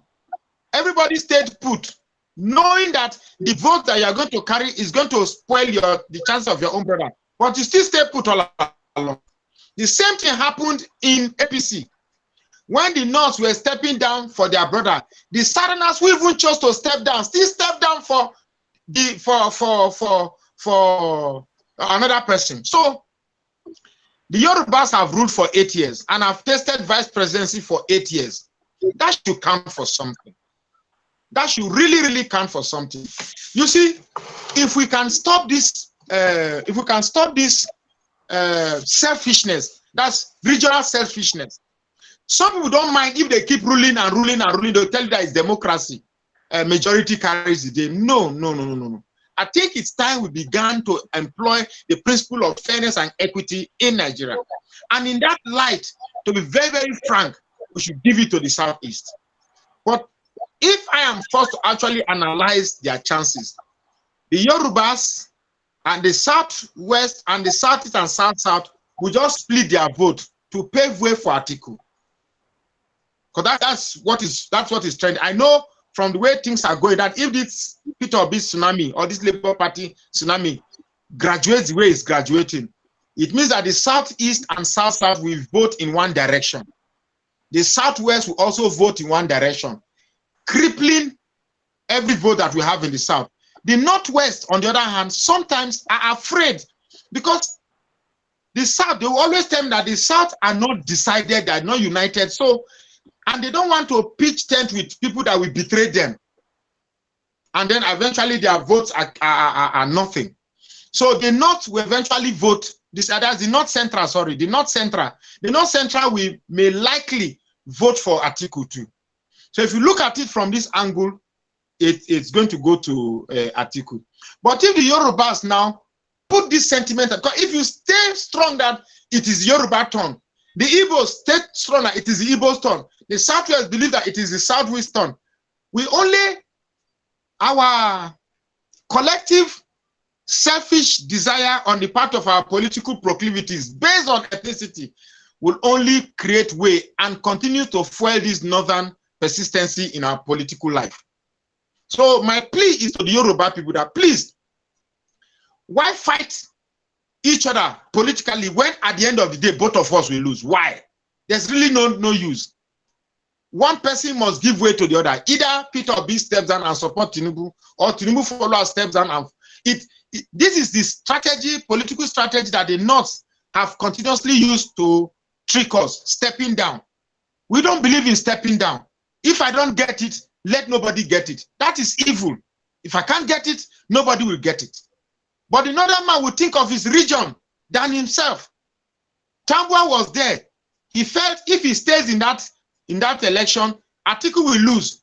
Instead, let me step down and ask my delegate to vote for Atiku. And Atiku won eventually. Because they know that the way Wike was coming up, the chances were slim.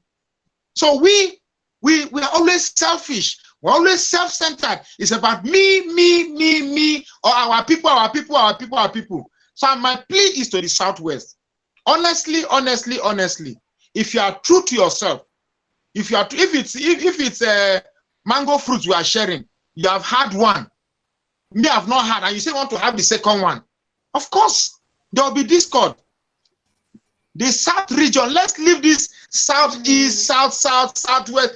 These are the mechanisms that the caliphate have used to divide us. Let's think of South.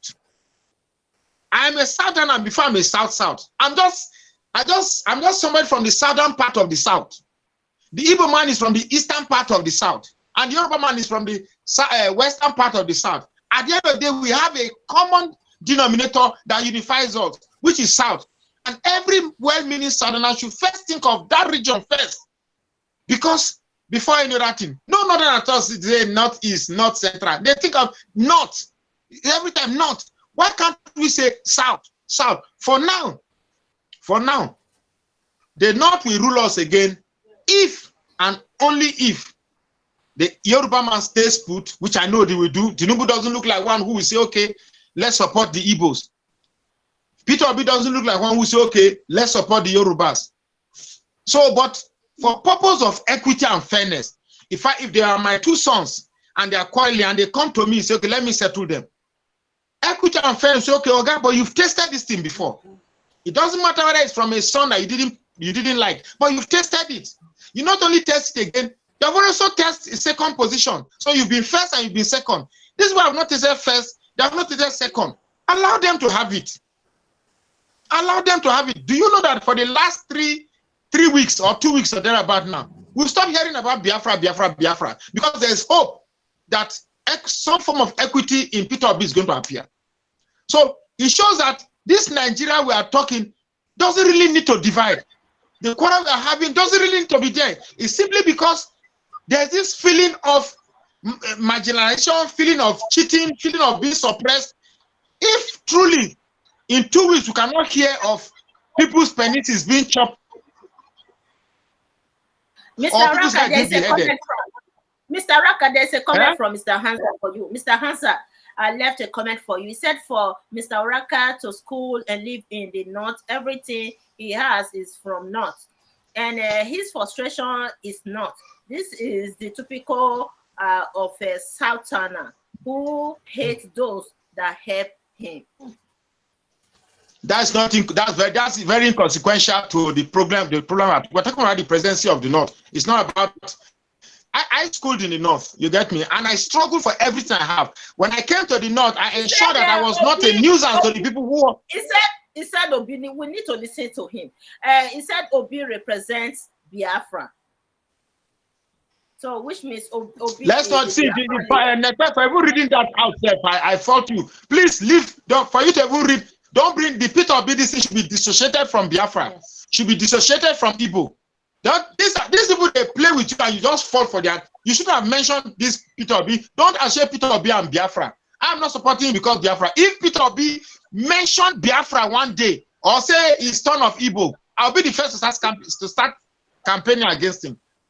What is selling Peter Obi now is hope that he's going to change, that Peter Obi will change this nonsense. And for me, being a northerner, as I came to the north, I have not constituted myself as a nuisance. I have not gone to the church, mosque, blowing myself up and to blow people praying the mosque up.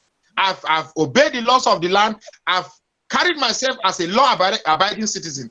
But when people come to my place and they occupy a bush, and they occupy our bushes, bush, where do they stay? Are you an animal? Only animal stays in the bush.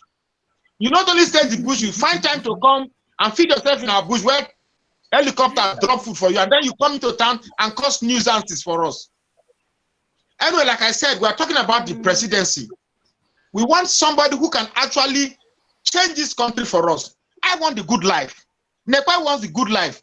I keep forgetting this man's name again. Austin. Everybody wants the good life.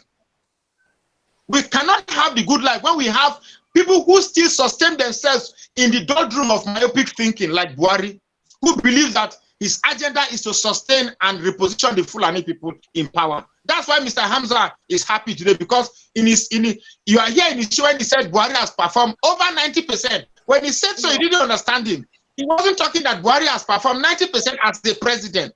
He said Buhari has performed 90% on the basis of the agenda he was made to be a president. And that agenda was to reposition the supremacy of the Fulanis and to make Fulanis become more powerful. That was what he was telling, but you didn't understand it. So to every Fulani man, Buhari has performed wonderfully well. But you don't understand, because in your rationality of life, life must be favorable, life must be sweet, life must be equitable, life must be just, life must be, you want the good life. They don't care about the good life. They have the good, the proletariats, the talakawas, who believe that they are born to suffer. They are born to be ruled. They are born to not to be rich. They don't have the right to aspire to become governor or presidency. But Mr. Raka, that's why I was saying the other day, it is time for us to sample opinions from the north, because Mr. Hamza alone cannot represent all the northerners.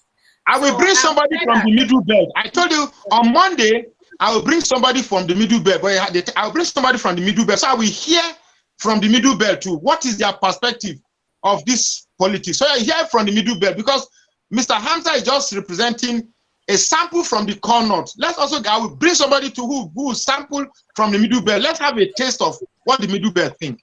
So I'm just telling you that Mr. Hamza is always concentrated on me, because he knows very well, I understand the dynamics of the political permutations of the north. And I will not be afraid not to say what I'm saying. I love the Fulani people. I've met very beautiful Fulani people. I've gone to a relaxation job with Fulani people. I've seen people that we gist, and they are very rational in their thinking. But when we have a group of people who believe in this strong position that it is Mr. Hamza has told me that the Fulanis are my elder brothers, blatantly to my face. He said they are our elder brothers. And the last time he came and he described us with a sweep of the finger and a wave of the hand that we are minorities. So when you have the people armed with this type of retrogressive thoughts that a certain people are minorities, we are not supposed to be minorities. There's the idea of describing any people as minorities doesn't count. We want, and the brain for Nigeria can come from anywhere. It can come from the Jaws. It can come from the Lantan people. It can come. There are so many tribes. These three major tribes have made it difficult for Nigerians to realize that there are over 370 tribes, even when you take the three tribes out. So the fact that we have revolved Nigerians' issues to revolve around these three people, and because of their quest for power, their quest, the rest of us are like harems. We are just for there. Whoever fights to win the battle comes to focus behind. Sorry for being profane. So we are like harems. And we agree say we'll be harem. We agree say now we be the, but we have a right to choose who should come and focus. And we are saying Peter Obi is the best person to come and rule us. So it is so annoying. I'm speaking like this because when I'm angry, I don't have control. So I'm sorry for using a profane word, but this is the truth.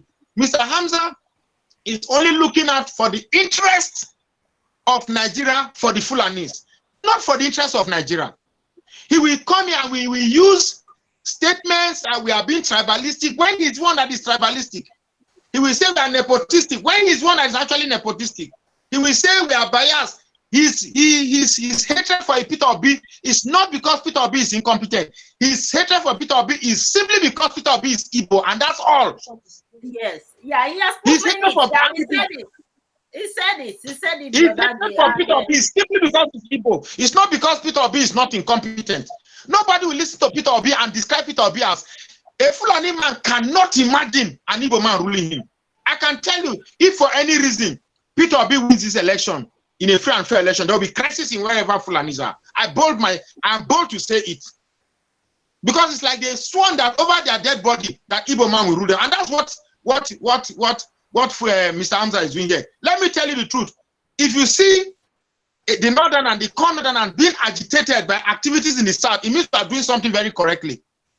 Now that people are getting their PVC, they are the ones trying to now demand. If Peter Obi was not insignificant, why are you bothering yourself demarketing him? It's funny. If Peter Obi is that insignificant, why are you bothering yourself? Allow him to waste his time. You say he has no structure. He said the people who are suffering are his structure, and I believe him. He said he will not win. He said no problem. He said we are going to waste our vote. No problem. We are ready to waste our votes. So I feel so bad. I feel so bad that we have spent over 100 years as Nigerians, and yet the North have refused to imbibe a culture of oneness with us. You can do your Islam, I do my Christianity, but let's be Nigerians. Not only when Super Eagles are playing, then we all shoot our hands in the sky and say, up Nigeria, goal. But every time you continuously to show hatred, you continuously to show bias. You say, I schooled in the North. The part of the North I'm schooling is a part that embraces Christianity. In this Jaws, since you decided to bring that side up, in this Jaws, I dare not go to where Muslims are. If I stay there till 8 o'clock, then it's at my own risk. Just today is divided into Christian session and Muslim session. So the reason why I'm in the North here, because I always stay where Christians are. I cannot have the privilege of staying where Muslims are. So you brought this issue up, that's why I'm bringing it up, because otherwise I don't want to go. I vowed I wouldn't go into this. So Nigeria is porous. Nigeria is parallel. We are divided along primordial sentiments, ethnicity, and religion. We need to do away with this thing. And the people who are mostly guilty of religious divide are the Northerners. And the people who are mostly guilty of the ethnic divide are the Southerners. So these two hydra-headed monster that we both shared, the South takes the ethnic monster and the North takes the religious monster. At the end of the day, this is what is killing Nigeria. We don't have any other space. All we have is Nigeria. And Nigeria is workable. We just need people to throw away their ethnic proclivity or their ethnic bias or their religious bias and put it together so that we can actually have a country that works. And now we have somebody who says he's not desperate to be Nigeria. He just is, but he's sorry. He said He's not desperate to be the president, but he's desperate to see Nigeria works. Let's give him the chance so that he makes Nigeria work. Or don't you want Nigeria to work, Mr. Hamza? Aren't you tired of money bags playing and like Mr. Raka, Mr. Hansa, according to his statement the first day I brought him to this program, that the Northerners don't really believe on Western education. And Nigeria as a country was created based on Westernization. They introduced this democracy of the West to Nigeria. If Mr. Hansa actually said that, if Mr. Hansa actually said that, then you can understand why. Because Boko Haram, in its true sense, means Western education is a taboo. So if Mr. Hamza said that, then you cannot see the reason why Boko Haram has refused to disappear, because they are backing them, they are sponsoring them. They will come and tell you that they are, but in true sense, there are people who actually love what they are doing. And this thing must stop. You cannot be killing me. You come to my place, you take over my oil well. You come to my place, you take over my wealth. No. You do nothing. At the end of the year, my wealth comes with me, and you kill me, and then you are telling me that Nigeria is indivisible. Who told you that Nigeria is indivisible? Let me tell you, the outcome of 2023 is very significant. If this country must be one, then we must choose it right. Otherwise, I leave it there. Austin, before we end the program, Mr. Raka, thank you so much for your analysis. Austin, do you have any closing statements? The truth, so say, just like this statement, he said they do not believe in Western education. Why? If not, see, do you know why I don't really blame was Mr. Ansan?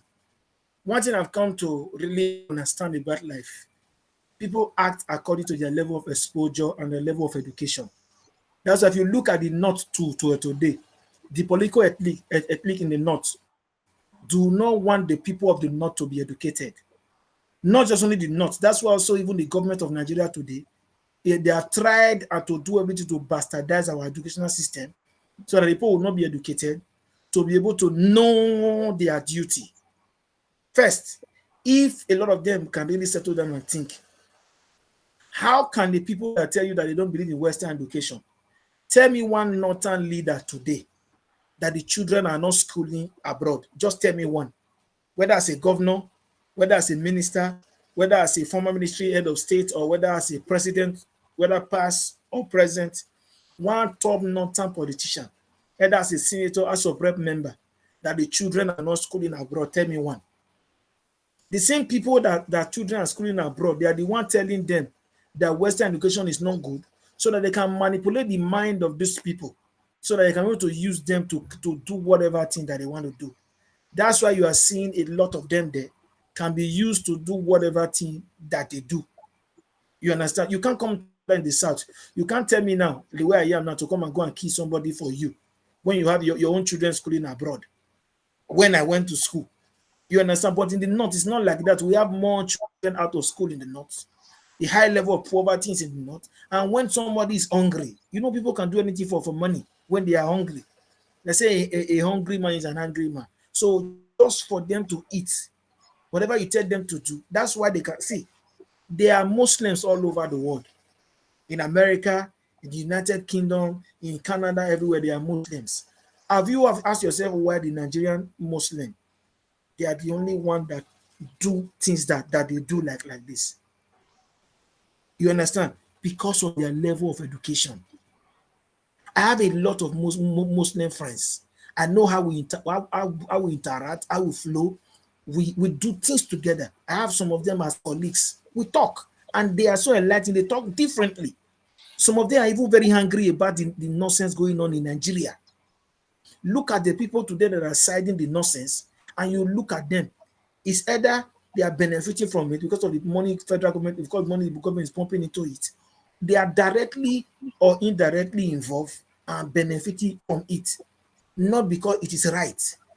That's why some of them are also scared about we talking about the regional government or doing through federalism or telling state government to take charge of the security architecture in the country. They are scared because they know when state government begin to take care of protecting their states, a lot of this nonsense we are talking about now will not be, cannot happen. It's the height of, it's even the height of insult for somebody to leave one region, go to another region, a state you are not from, occupy the bush, rape the women, and kill the people. And yet nobody is being arrested. Some of them will even come, take responsibility for the killing, and nothing is being done. You understand? Because these people are not educated. These things are wrong. It is totally the plan of the political elites in the North to try to make these people not to go to school, for them to be exposed, so that they can keep using them as they keep making them as a political tool to perpetuate evil on the land. When you expose these people and they go to school and they take the other part of life, you will see a lot of them will no longer be doing these things that they are doing. They will no longer be doing. The difference between But the insecurity in Nigeria is hitting the north more than the south. is We are eating the here. North Yes, it's because the hitting them more government than the are south. I don't benefiting from understand. it. Because the government are the one benefiting from So it. they are benefiting from killing their own people? What's That's that? it. See, Lord have mercy. politicians, I've said it before, they only care about election and the next election. They don't care about the lives of the people. You understand? What they care about is just election. What to do the next election to make money. And they don't not about the people. So that's why we are seeing a lot of these things that we are seeing today. That's why we are seeing a lot of, because their children, a lot of these politicians, a lot of them are citizens of another country. If anything happens tomorrow, they can just enter the plane and move out of Nigeria. Their children are schooling abroad. You understand me? Their children are not even in the country. The health, the hospital and everything that they build, the children do not use it. So that's the reason we are seeing these things that we are seeing. Austin, look, we have to end this program because we have been here for more than 2 hours now.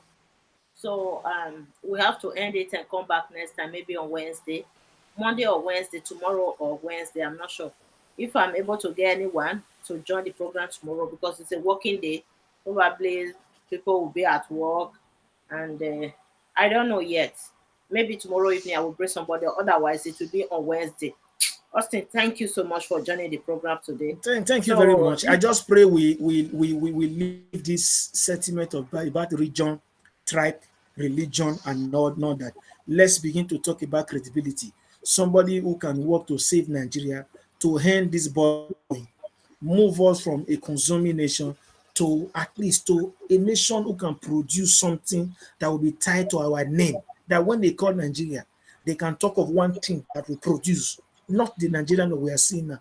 Because this thing, whether Mr. Hassan like it or not, if he travels out of Nigeria to today, Nigerian passport is nothing, it's not respected. Because why? Because of the way our country, because of the way we are now. But if we have somebody that comes in tomorrow, build the economy of a nation, and things are stable, if me and you say we want to go anywhere, we are not supposed to even be looking for visa to go to anywhere. But because of the situation of things, if we want to go anywhere, even if we pay for visa, for them to even give us the visa, they are scared. So whatever thing is going on in Nigeria now that is not going on well, is affecting me and also affecting Mr. Hassan. He needs to understand that. Because no other country in the world do they respect us. The way you see other countries talk to us, you will know that they don't have any value or any respect for us. Because why? Because of the way our country is in the present at the moment. Because the government of the nation do not even value the lives of the people. So when the leaders of the nation do not value the lives of their people, how do you expect leaders of other nations to not value us? An American can go anywhere today. You try, even when he's wrong, you want to do him anything, he will boldly tell you, do you know I'm an American? And everybody will adjust. Because if you try to do anything, the government can send anybody there to go and pick him.